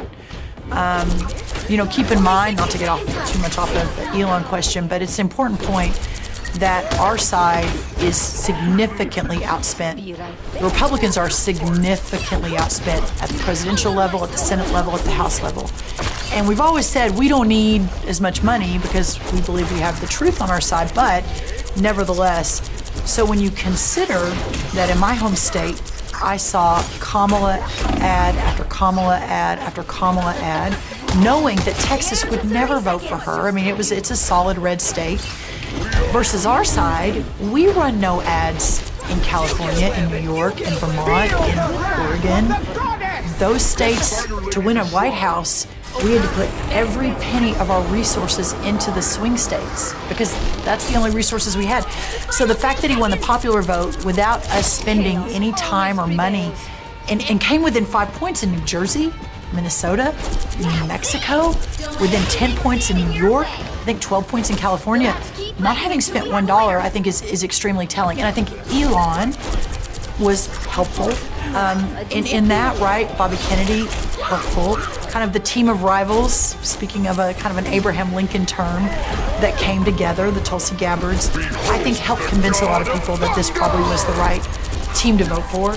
But I also think Elon himself represents the American dream in the best way. The guy is building rockets and trying to figure out how to colonize Mars. Like, the fact that I'm even saying this out loud, and that is even a sentence that is realistic, it's remarkable and insane and incredible, and only in America could this happen, and only with someone like Elon. So I loved the last few weeks seeing him, moving around Mar-a-Lago, sitting in the meetings with the president, sitting next to him at a couple of events that I was speaking at, and watching him take President Trump down to watch one of his rocket launches. I mean, this is the best of America. This is who we are, and we're innovators, and we're builders, and we dream of the stars and getting to them and living on them, and Elon is a big part of that. So I hope he is going to have a very significant role, not just he has one right now and will probably for the next 4 years, but that his role in the American narrative going forward, he's young, for decades, is going to be outsized and I believe very welcome. Well, where were you on election night? I was at Mar-a-Lago with the president and his team and family. Talk to us about that night, what was going on, what you saw, how he was. He was in a really good place, and we felt really, really good going into Election Day. I think Susie Wiles and Chris LaCivita, Michael Whatley, Laura Trump at the RNC, the teams that were working together for years at that point, but it worked. And I personally, the night before, had helped organize a teletown hall for African American men in Detroit, Philadelphia, Milwaukee, and Atlanta, right? Georgia, Pennsylvania, Michigan, Wisconsin. And we had invited about 100,000 black men that the data showed were low propensity or no propensity, meaning if they had voted, it was a long time ago, but most likely had never voted, but that for whatever reason the data showed, could be open. And I think it would have been a huge win if we had gotten 5,000. That could make a difference in some of these states. We had almost 20,000 black men join a 1-hour teletown hall on Monday, November the 4th. I left that teletown hall and then jumped on another one with the Bobby Kennedy team with 6,000 moms in Wisconsin, talking about making America healthy again. And just the energy and the feel of people from every walk of life, Democrats, independents, never having voted, that seemed to be all in and wanted a real change. I just felt walking into Mar-a-Lago the next night with the bigger team, with those of us that have been with the president for a really long time. It just felt really good. I was not surprised when there were big screens everywhere, kind of with the different shows, the CNN desk, the Fox desk, the other desks. So we had these huge TV screens and we were all watching. And the early voting was remarkable for our side. We've never hit early voting like what we were able to do this last time. A lot of that was because the president made a huge effort to let our side know that early voting was not just okay, it was encouraged. I think there have been some mixed messages through the years on the security of the election and when to vote, but we went all in on early voting this time. There was a lot more sophisticated effort in the swing states on ballot chasing, so watching who'd voted, who hadn't, where it was legal, of course, but going to figure out how to get people to the polls where we needed them. And so all those numbers, the voter registration over the last few years, the Republican, the red side had far outpaced the blue side. So every indicator was extremely positive.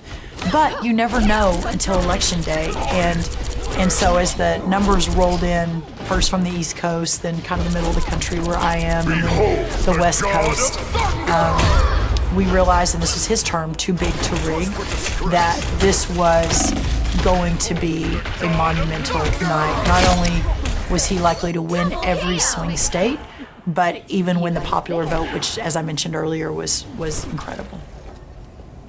So, what did everybody miss who thought this wasn't going to happen? I don't know. I wish I could tell you. I felt so strongly that this was going to happen, and even when I was seeing the polls at 49 to 49 or whatever it was, I just thought that just can't be right. I think there's been a lot read, a lot researched and written and talked about the quiet Trump voter. I also think you had, the largest category were black men that unexpectedly either voted for the first time or flipped sides. Right after that's Hispanic, Latino, then the Jewish vote. You had a significant number of blue-collar workers continue to come over, even when the women vote. And that's what a lot of people said. My friend Kellyanne has often said, everyone says Trump has a woman problem, but we're not really seeing that on our side and with our internal work. And so I think people just want a chance at the American dream. They want a secure border. They want health care that works. They don't want to pay 20% more for their groceries, 30% more, 40% more. They don't want that. And so again, when you're running against a record versus a record and you can get that message out, even if you've got Beyonce or Oprah Winfrey or Mark Cuban or LeBron James or Taylor Swift, even with those celebrities on your side that people in America tend to think, oh gosh, well, if Taylor Swift is endorsing him, that means that millions of young women ages 18 to 28 are now gonna turn out and vote for Joe Biden or Kamala Harris. it just doesn't work that way. I mean, I have nothing against those very successful Americans, and I give them their due at achieving the American dream, but the average everyday American is gonna listen and look and realize what's at stake and what they want, the world they want their children to grow up in. The amazing thing is that they had Beyonce and they had everybody else, Taylor Swift. But the other side had that, I mean, this was the way it was all portrayed. The Madison Square Garden moment. My God, the explosion after that in the press, everywhere. If anybody was doubting that, gee, there's a real difference of perspective happening in America, and then it doesn't seem to matter. That is, Madison Square Garden didn't seem to matter.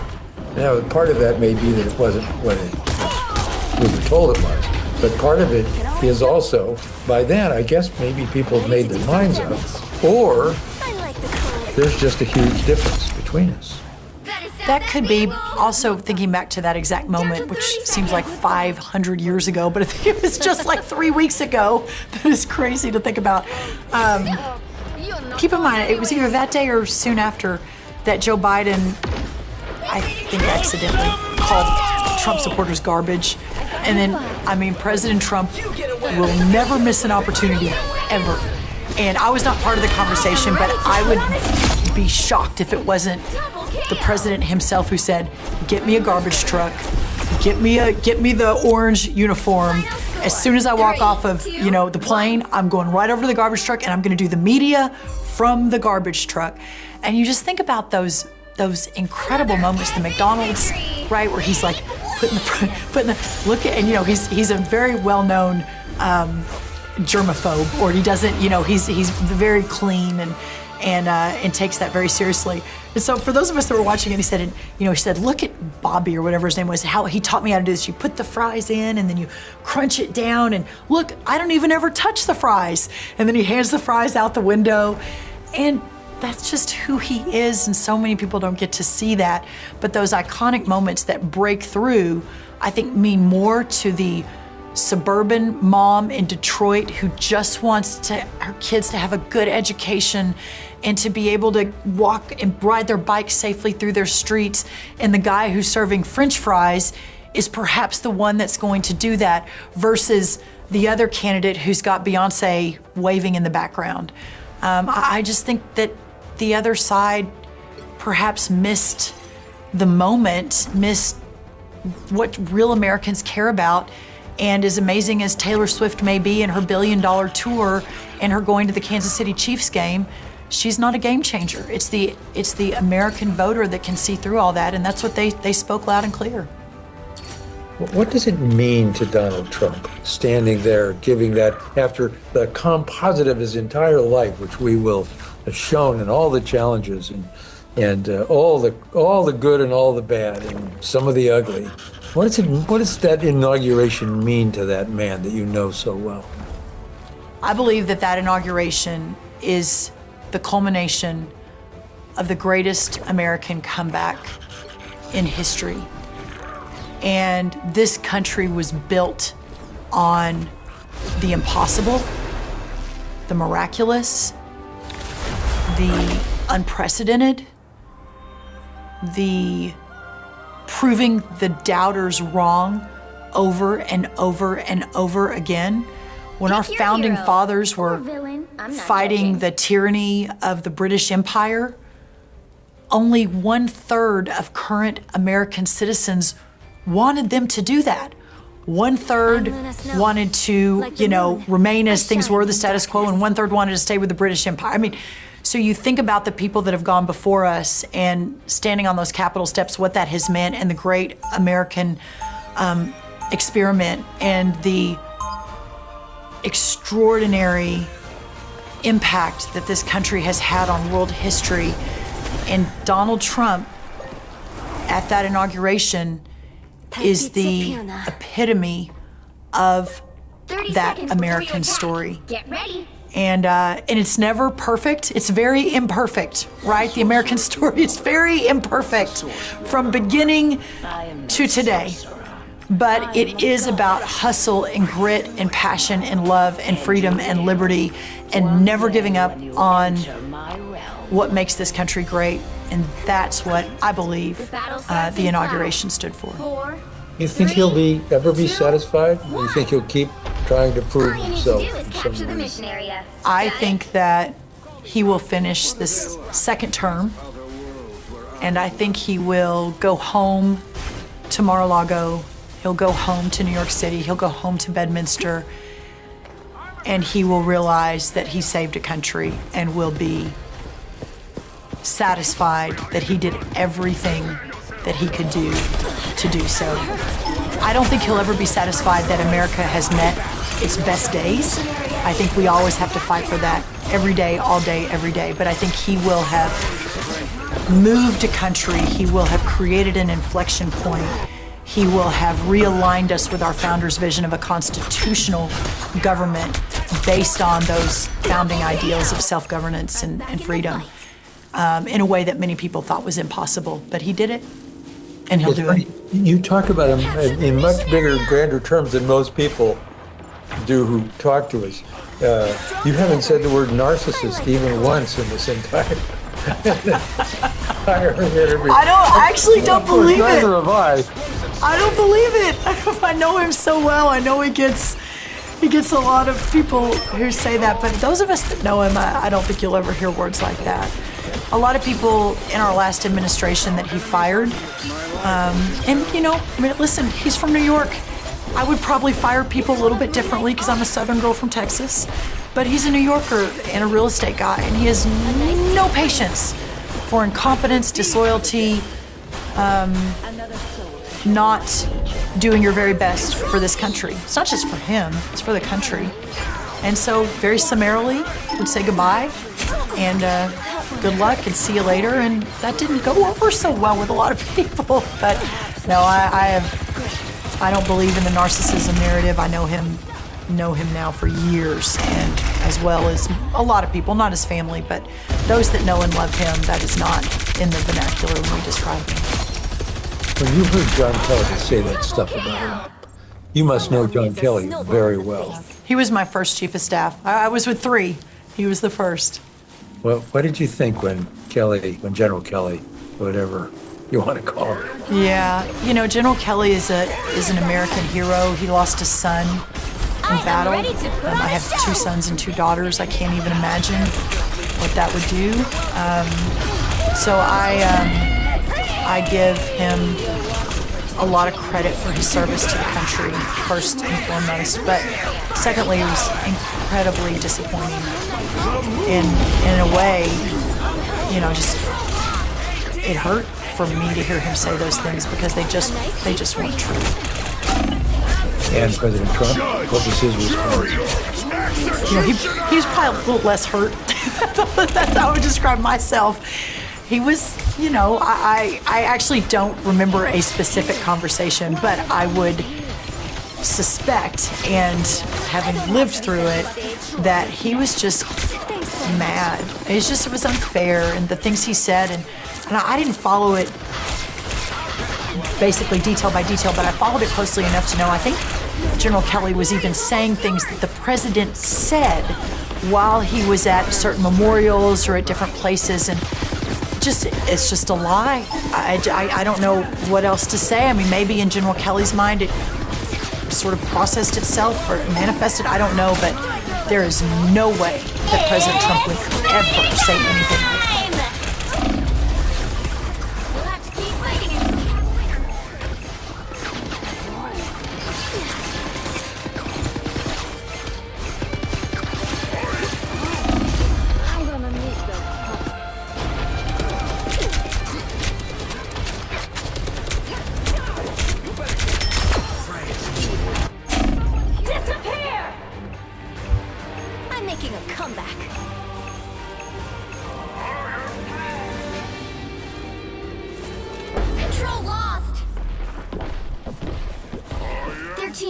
Progress has passed the halfway point. I like the cold.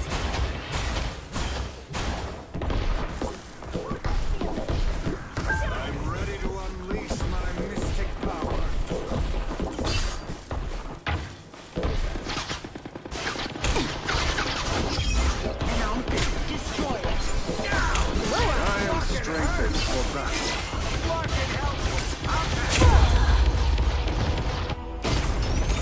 gonna hurt. How's that for a great... They've almost got it! Someone needs a snowball in the face. A feast for my crows! Enjoy the amplifier! A nice deep freeze. The moon haunts you. You'll have to keep fighting until we have a winner. I am ready to put on a show!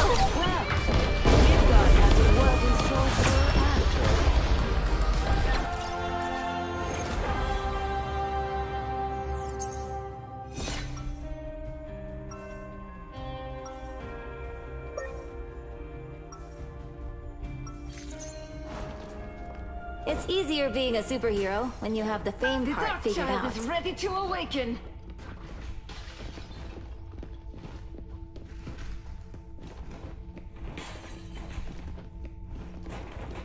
Seconds before you attack. Get ready. It's not often two Hell Lords end up on the same side. When does Donald Trump first come across your radar as somebody who's interested in politics, who's potentially a political figure? How do you first meet him? Donald Trump, the businessman and casino mogul, comes across my radar when I'm quite young because I'm growing up in southern New Jersey, halfway between Philadelphia and Atlantic City. And my mother, to support us as a single mom, gets a promotion. She takes a job at one of the casinos that's opening up in Atlantic City. Not a Trump casino, but she would have a career there for about 21 years until she retired. So Donald Trump was already known to anybody on the East Coast as a big real estate developer, but he and his wife Ivana made their presence known and were pretty much ubiquitous fixtures, I'd say, in the Atlantic City, Philadelphia corridor. Donald Trump, interested in politics, was sort of always on a back burner. It was always like a slow burn, if you will. And the reason I knew that was whether you turned on TV and saw him give an interview that ventured into politics, whether that the politicians aren't doing their job to make the policies better for the people, and or that there's a particular office holder he thinks is doing a good job or that he'd like to be one himself. I always saw that as a news consumer, but to speak to him directly about it would have happened sometime after my then husband George and I moved to the Trump World Tower as it was being built in early 2002, late 2001. I would see Donald Trump a couple times a year, or he'd call me on the phone, or he'd invite me to his office to carry on a conversation about something either or both of us had said on TV that day, or something he'd read in the paper. So it was much more a casual conversation about politics, but it was kind of cool to have Donald Trump's ear and interest in a very informal way. Fast forward to 2006, the summer of 2006, Donald Trump gets in a little bit of trouble with the current condo board at the Trump World Tower, where George and I are living. And George goes to the meeting that night, the resident meeting. I was here in Virginia with our then, very young twins. And he said, I'm going to go to the meeting. I said, well, is it per unit or per resident? And he said, no, it's per unit, so I'll go to represent us. George T. Conway III and a guy named Michael Cohen saved the day for Donald Trump in the summer of 2006. They got rid of the existing board. A new board was going to come in. They stopped the board from making some changes, including taking Trump's name off of the building. And the next day, George was offered a seat on the newly configured board. Michael Cohen was offered an in-house position as special counsel or executive to Donald J. Trump, a position he would have for 10 years after that. And George said to the woman who called him from the Trump organization, well, I wouldn't sit on the condo board, but I bet my wife would. And his wife did. They offered the position to me, and I got to know Donald Trump much better after I sat on the condo board of the Trump World Tower. Why? Because I quickly realized how involved he is in all these buildings. When I showed up to the first condo board meeting in one of the conference rooms at Trump Tower on Fifth Avenue, I showed up a little bit early. I had my binder, took a cookie and a Diet Coke, minding my business, and I hear this familiar voice coming down the hall, and there's Donald Trump. And I said, he comes to the condo board meetings? He sat there with no notes, talked about the building, talked about where the building was headed, what we were doing with the building, and I said, wow. So the relationship built from there. 2011, I get a call to do a poll for Donald Trump. He wants to run against Barack Obama, something he had said publicly already. He wants to run against Barack Obama in Obama's re-election in 2012. and he asked me to do a poll, and the poll says it'd be a very tough climb for anyone, including Donald Trump, to beat Barack Obama in 2012. Why? Well, sure, some people didn't like the economy. They certainly like a government takeover of healthcare. But Obama was a historic figure. And the idea, like the Romney pollsters were saying publicly, the idea that African-American men in Ohio, where the unemployment rate for them was high, the idea that they would say, you know what, I think like 4 years for the first black president is plenty. Let's go get Mitt Romney, was foolish. And so what I said to President Trump and looking at the data was, look, the thing that you have going for you is you are the wish fulfillment of what people have been telling pollsters like me for decades. I want someone who has a ton of experience who's never been in politics. Well, who can that be? I want somebody who's an outsider to the system, who doesn't owe anybody anything, hasn't been corrupted by the system. Okay, check two. In 2011, after I looked at the polling data, I said to Mr. Trump two things. One was, people don't think you're serious about running for president because all the political motivators that compel someone to run for public office, let alone the presidency of the United States, don't apply to you. Money, fame, fortune, power, big staff, bankability, platform. You've got all that. You're Donald Trump. And the second thing I said to him was, you're never going to truly know what people think about you as a presidential candidate until you actually are a presidential candidate. And that ended up being true. He didn't like my polling data, so he hired another pollster. That pollster told him he could beat Obama, but he didn't run. And I think 2016 was the best opportunity for Donald Trump to run for president. It was the perfect storm of people a little fatigued enough with the Obama record, him being distant enough from Hillary Clinton, Hillary being too much Hillary and not enough Clinton, people looking at her as corruptible, not a fresh face, not interested in building consensus and negotiating, which all three attributes usually help a female candidate down ballot. And Trump got under her skin. He gave her a nickname. He gave his primary opponents nicknames. He took center stage in that debate in 2016 on August 6, 2015, and never lost it. The debates definitely helped him then. And he just was able to connect with people in a way that the typical politicians could not, whether they were her in the general election or the 16 or 17 other qualified men and women who were running against him in the primaries. And so from 2011 to 2013, we sort of kept our relationship going informally.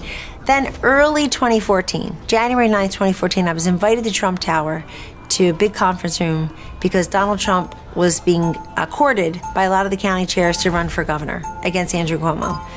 And I sat there listening to Melania Trump, and the Trump kids were there, the grown Trump kids, and the county chairs, a big ice and snowstorm, but they'd come from all over New York to try to court him. And he asked what I thought about it all when I walked in, and I said, look, I think every big movement needs a transformational figure to truly transition into the next phase. So not the best examples, but I was talking about how the British monarchy flat on its back after Princess Di passed away. You have William and Kate at that time, newly married. They were, I think, helping to transform the monarchy to make it more accessible to the people and more durable. The Catholic Church, of which I'm a member, flat on its back from some of its scandals. A lot of people leaving the church, new entrants not necessarily coming into the church. You have Pope Francis as a transformational character. So we gave a couple. I said the Republican Party of New York needs a transformational person and a character. But, you know, I think his kids were giving him good advice, and he had the advice that he's giving to himself too, which is, if you're going to run for governor of New York, why not just run for president of the United States? Go for the whole big thing. And that's what he did. And I think a lot of that was brewing early 2014, where he was really thinking about how to put all the chess pieces together.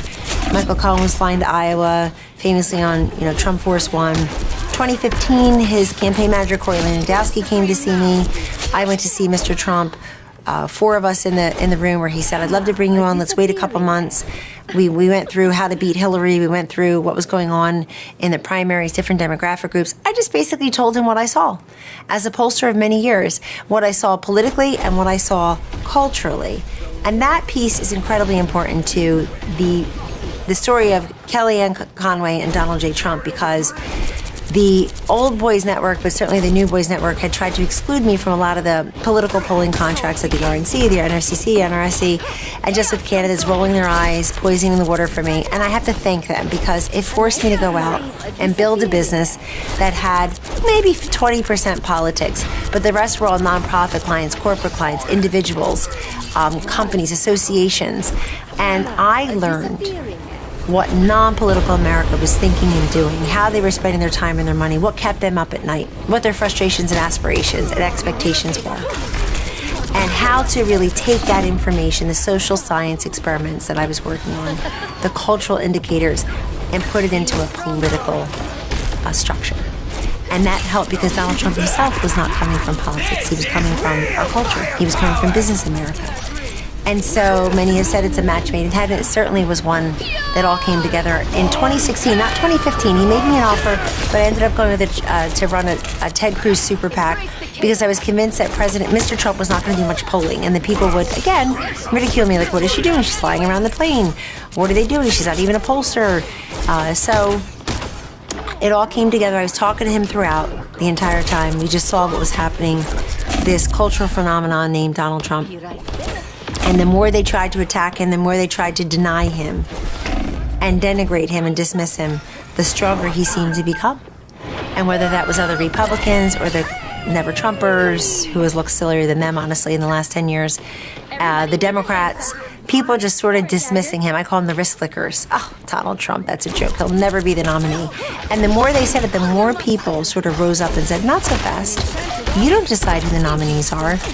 Billionaire donor X or Never Trump voter Y. We do. The rank and file. The people decide who the nominees and the presidents are. And that really is how his rise happened, and that's how we were able to look at the electorate as it was blossoming for him. Could he rely on traditional, conventional Republican voters? How would he do among independents? How would he do among what's now called the double haters, but at the time we called like the double disaffected voters? They didn't care for Hillary, they didn't care for Trump. He was beating her and ended up beating her handily by 20 points in Michigan, almost 40 in Wisconsin, among people who had a low opinion of both of them. And that told us an awful lot about how people would react to somebody who did not have the political experience. And he was basically able to say, look, Hillary has experience, but it's the wrong kind of experience. She voted to put us in war in Iraq. I'll get us out of there. She voted to explode the deficit. I'll get us out of that. She voted for a government-run health care.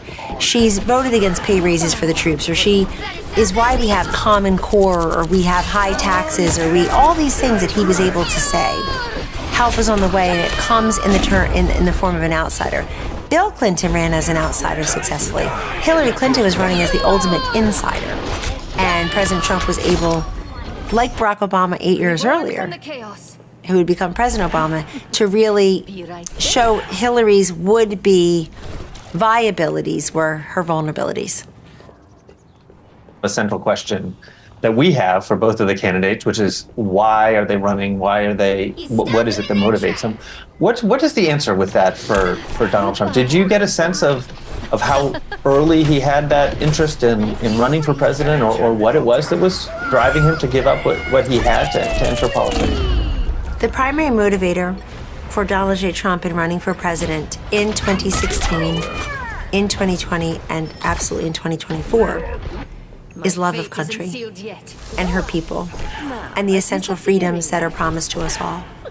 Democracy does not belong to people based on race or gender or socioeconomic status, household income and education levels, and certainly not based on your wealth or your name. It is promised to each of us. It's enshrined in the Constitution, one person, one vote. And President Trump's love for the country and him feeling like it was slipping away from us, that manufacturing jobs and our wealth were being transported overseas legally, that people would come up to him and say, you're a businessman, you're a job creator, please run. We need somebody who's unafraid. We need strength, not weakness. We need success, not failure. We need solutions, not problems. We need someone who's willing to speak on our behalf. Someone like Donald Trump would never need to run for president to have power and fame and fortune and bankability and a huge staff and a huge platform. He had all that. And we've seen the great sacrifices of wealth, of privacy, of security, of sanity that happens when you are playing at the highest echelons of the political candidacy game and indeed governance as President of the United States. He and his family have sacrificed mightily for him to run for president, be president, and now run for president again. And the same conversation I had with him in 2011 is the same conversation I had with him 12 years later in 2023, which is, I care about you and your family.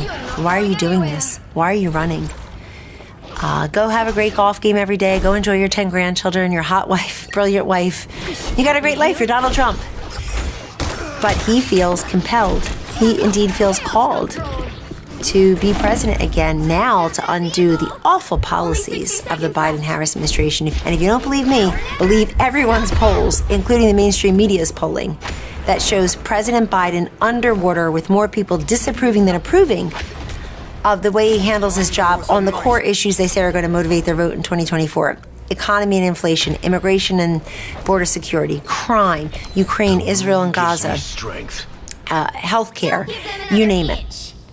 And so President Trump feels that he fixed the economy one time. He got these great trade deals with China and Japan and Mexico, Canada, Korea.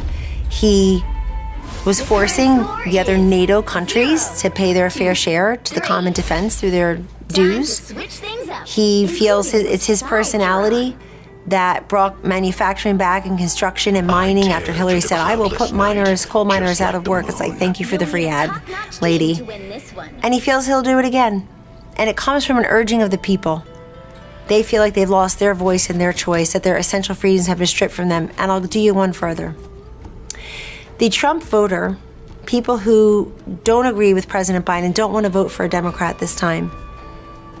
Whether they call themselves Democrat, Independent, Republican, Conservative, Moderate, Liberal, Libertarian. They are now suffering castigation and denigration at the hands of the President of the United States. The idea that the Commander-in-Chief and the President of the United States, Joe Biden, and Kamala Harris, would insult Americans, would castigate and denigrate them based on their politics, would try to silence and censor ban, would castigate them and denigrate them, insult them according to their politics, their beliefs.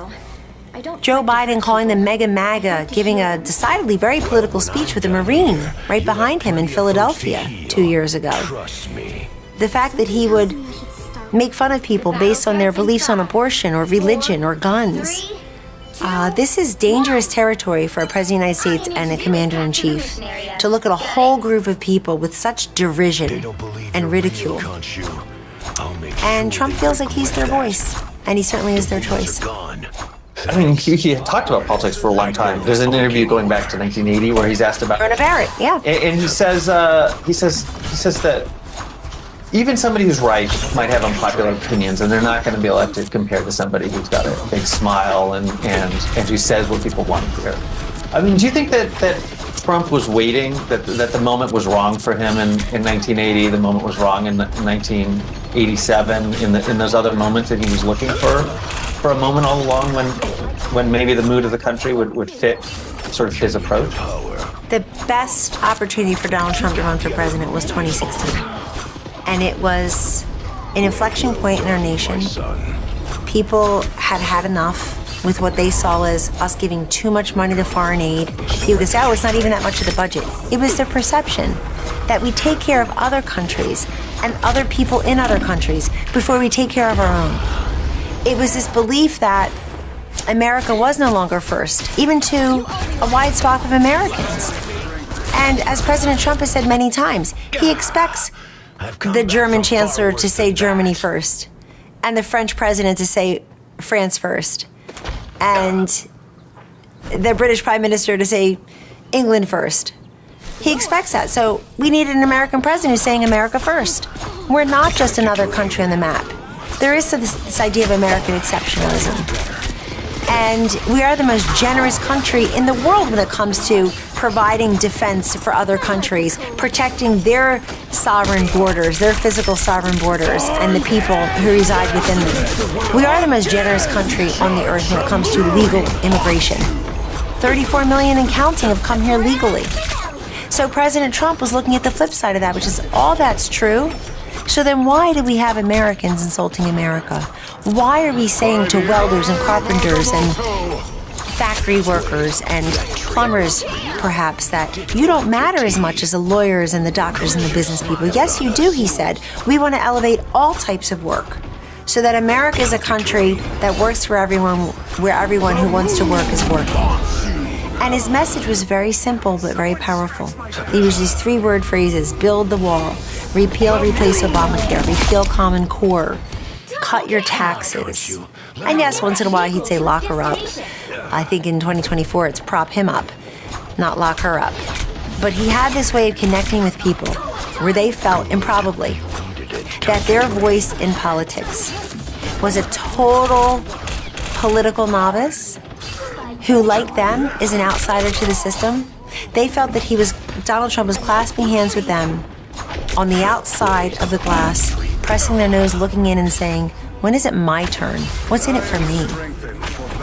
Can you take me in the moment when you're asked to run the campaign? I mean, was the campaign in crisis at that point?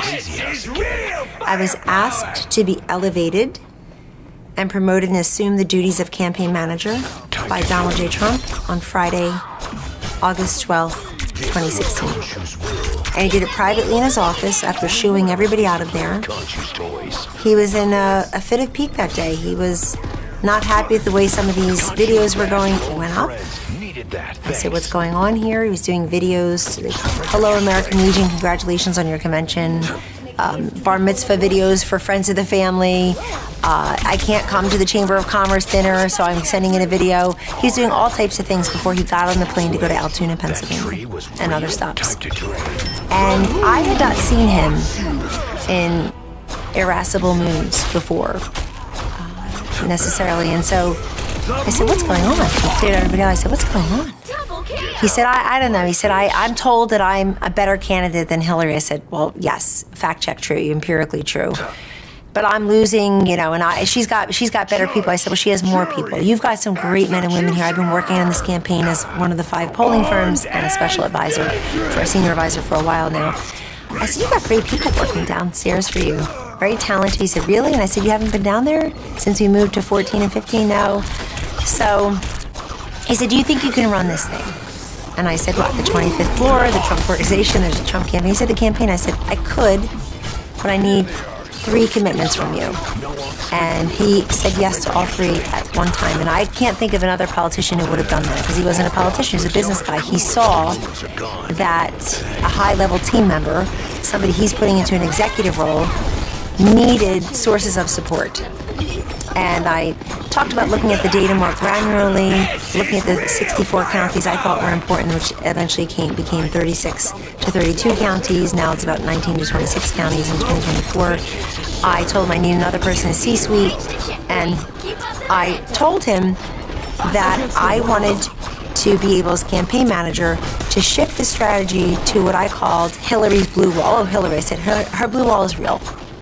If we can focus your schedule and your free media appearances with local TV, if we can just focus our resources, treasure, time, and talent, including his schedule and Vice President Pence's schedule, on these states that Obama, Biden had carried twice with more than 50% of the vote, where Hillary was not above 50% and staying there in anybody's credible polling. And most important part of the 3-part configuration, where a Republican had been elected statewide in that state to governor and or senator during the Obama-Biden years. That really widened our aperture.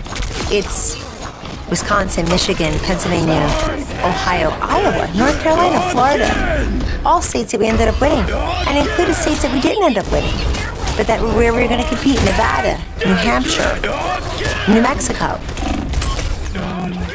Colorado. The list went on and on. And so I said, if we can do this, just the way you just chose Mike Pence, where my argument was get somebody who can help you with the either Rocky Mountain states or the upper Midwest and Rust Belt states. And so he said, okay. And I said, well, who do I have to tell? He said, you're talking to me. I just said yes. And I had some doubt. The little girl from South Jersey, Catholic schoolgirl, always doing what she was told, raised by 4 self-denying Catholic Italian women, was about to say, I said, listen, why don't you think about this and we'll talk again tomorrow. And I said, I like to say, a man would have had such confidence, he would have run down to the board press in the corral in the atrium of Trump Tower and said, I'm in charge now, we're going to win this thing. So, boom, I became campaign manager, and he made good on his promises. And we had the wild ride of our lives, improbable victory. But for me, I at least predicted it on TV. I was on television 7-8 times a day.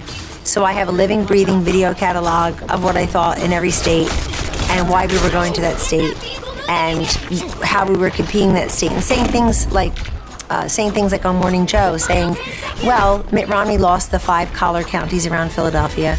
We're going to lose them too, but we're going to win the state because we'll run up the totals in the western part, and then we're going to flip these couple counties, Lackawanna. And I remember Nika Brzezinski saying, did you say your candidate's going to lose? And I said, no, we're going to lose the collar counties like Mitt Romney did, just not as badly. And lo and behold, that is what happened. I think he still did better than us in 1 or 2 of them. But just looking at things granularly, and we were broadcasting what we were doing, but we noticed Hillary was ignoring states like Michigan and Wisconsin. They just weren't on her schedule. And there she was in those swing states of Aspen, Colorado, the Hamptons, Manhattan, Nantucket. She was just raising money most days and not really connecting with the voters. They just wanted money, money, money to put out ads. And we were running the campaign differently. And I think Donald Trump does best, as he was in 2016.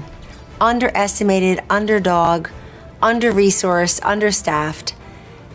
And people just never saw him coming, except the people. The people saw him coming. The people whose job it is to see him coming never saw him coming. And I think they were just looking at national polls, which were meaningless, and not thinking about how we can cobble together 270. Can you tell me about how you see Steve Bannon and what his role was in the campaign and in the Trump orbit? So one of the 3 requests I made of Mr. Trump on August 12, 2016 was to have another person in the C-suite. And it ended up being Steve Bannon. And I know that he had a lot of campaign experience, but he was a fixture at Breitbart, and he had his own radio show at the time. And he had seen a lot. Is sort of a foreign policy expert and very committed to President Trump. Understood, I think, through his perch and radio that something was really building among the grassroots here. So he came into the campaign. We worked hand in glove. We brought on Dave Bossie as a deputy campaign manager, whom Bannon and I had both worked with over time. And had some other folks involved who were obviously critical and important to our effort. But I also inherited a lot of people when I became campaign manager I thought were very talented, but had been underutilized. I mean, it was my job to sort of look them in the eye and say, what do you need? What do you do here? And I said, does Mr. Trump know that you do this here? And we brought him down to the 14th floor. I thought they were eminently talented. Some of them are on his 2024 campaign. Some of them worked in the White House. So Bannon was helpful. I just know I'm the one with the living, breathing catalog of where we were going to win and saying that we would win. And that was a pretty bold statement. I didn't say it because I was Donald Trump's campaign manager. I said it because that's what we saw in the data. And I'm a pollster, not a plastic surgeon. I can't guarantee what your nose will look like. I just perform the surgery and live with the result. And we were very supportive of each other. Bannon came into the White House and he was let go within 6 months. So I think that speaks for itself. The most dramatic moment of that campaign, in a way, is the Access Hollywood moment. Can you take me inside of how it went down, how Donald Trump survived it? Yes, Access Hollywood was a huge inflection point in the campaign. It happened on Friday, October 7th. Who's counting? We were scheduled to go to Wisconsin the next day for an event with then Speaker Paul Ryan of Wisconsin, Reince Priebus, the RNC chairman of Wisconsin, Ron Johnson, the senator from Wisconsin who was up for re-election, and Governor Scott Walker would be there also, a Republican, who had run in the primary against President Trump. And I knew they were going to cancel him, so I canceled our participation first. Said, listen, we're expected in St. Louis early on Sunday morning to participate in the primetime debate. We can't come to Wisconsin. The press clips were that they canceled on President Mr. Trump. What happened on October 7th is in the middle of the afternoon, we had scheduled debate prep, and we were in a conference room in Trump Tower. And the we was Donald Trump, Steve Bannon, Chris Christie, Reince Priebus, Dave Bossie, might have been a few others in there. Me. Might have been the only woman in there. Jared may have been in there, I can't remember, because he does observe the Sabbath. He may not have been able to be there, I just don't remember. And Hope Hicks was out in the atrium behind the glass and is signaling to me, so I went out. And she said, I don't know what to make of this, it's just an email. It was an email from a Washington Post reporter who claimed he had a tape of Mr. Trump saying all these things. It was just an email, and then the email became an audio clip, and then the audio clip eventually became a video clip. But she said, I don't know what to do, so we took it into Mr. Trump, played the video, we're gonna play the video clip, and he said, that doesn't sound like me. What is that? What is it from? I said, none of us know. I said, did you give an interview to Access Hollywood? What? I don't remember it on your schedule. It turned out it was years before, etc. So we were just trying to piece together the facts. We didn't have the facts. And he said, it just doesn't sound like me. I don't get it. Clearly was him after we saw the video. So that night, you start to have a ton of Republicans who didn't want him to be the nominee to begin with. They found their excuse, not even their reason. You found a ton of Republicans who really didn't want him to be the nominee in the first place. Some of them hadn't even showed up to the convention in Cleveland, Ohio in August. They were all looking for an excuse to not support him or to try to replace him on the ballot, and now they had a reason. So they thought. And person after person after person came out saying, drop out of the race. You can't, it's not sustainable. And that night, Mr. Trump went down to the studio we have on the second floor where I did most of my hits, and he recorded a message basically apologizing if he offended anyone and saying, I don't remember this.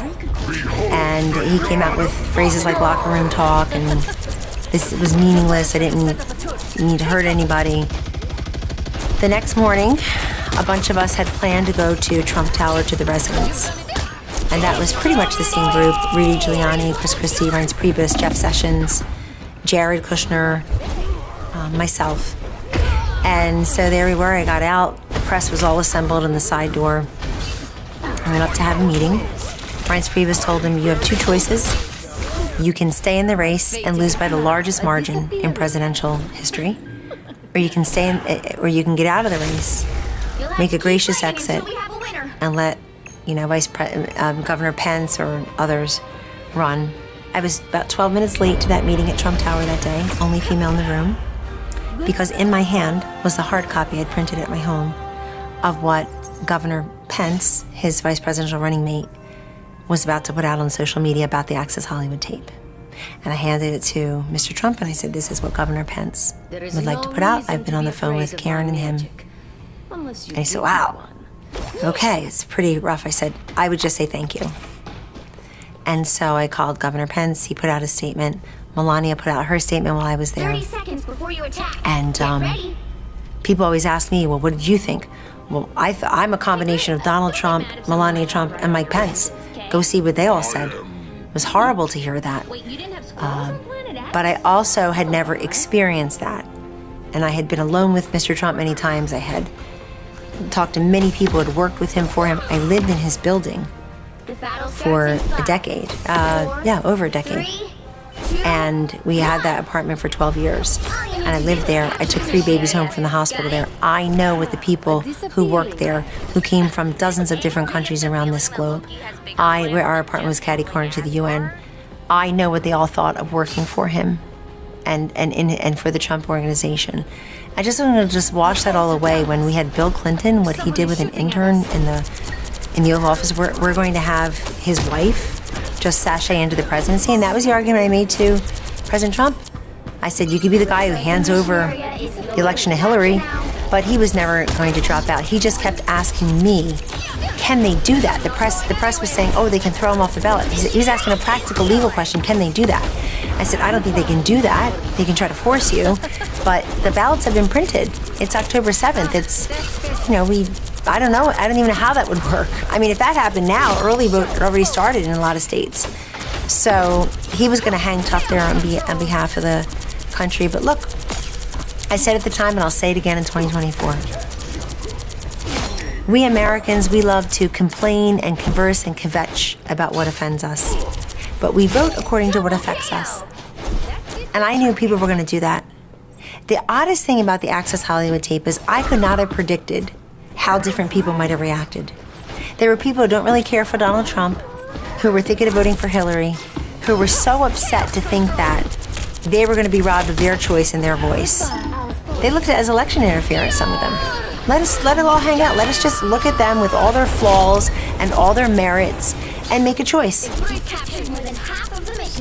It also was important that he show up at that second debate and that the, Bannon bossy plan of having the Bill Clinton accusers there,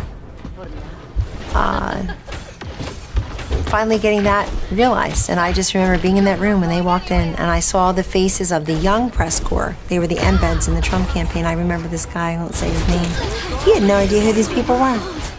If it's not on Twitter, it's not real. That's where they lived.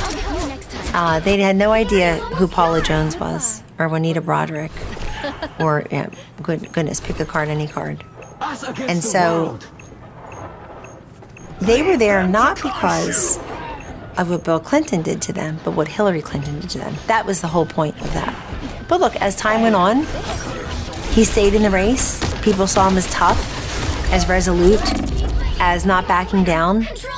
And he addressed this at the debate that night. Even looking back, it is obvious that the Democratic Party, the Hillary Clinton campaign, and all of its adjuncts and allies in the larger left-wing ecosystem were relying way too heavily on her experience and name and the Access Hollywood tape. And voters just made a different decision. They wanted somebody who represented real change and was a true outsider like they were, and who was able to take the slings and arrows. Did it cost him some votes? Yes. Did it gain him some votes? Yes.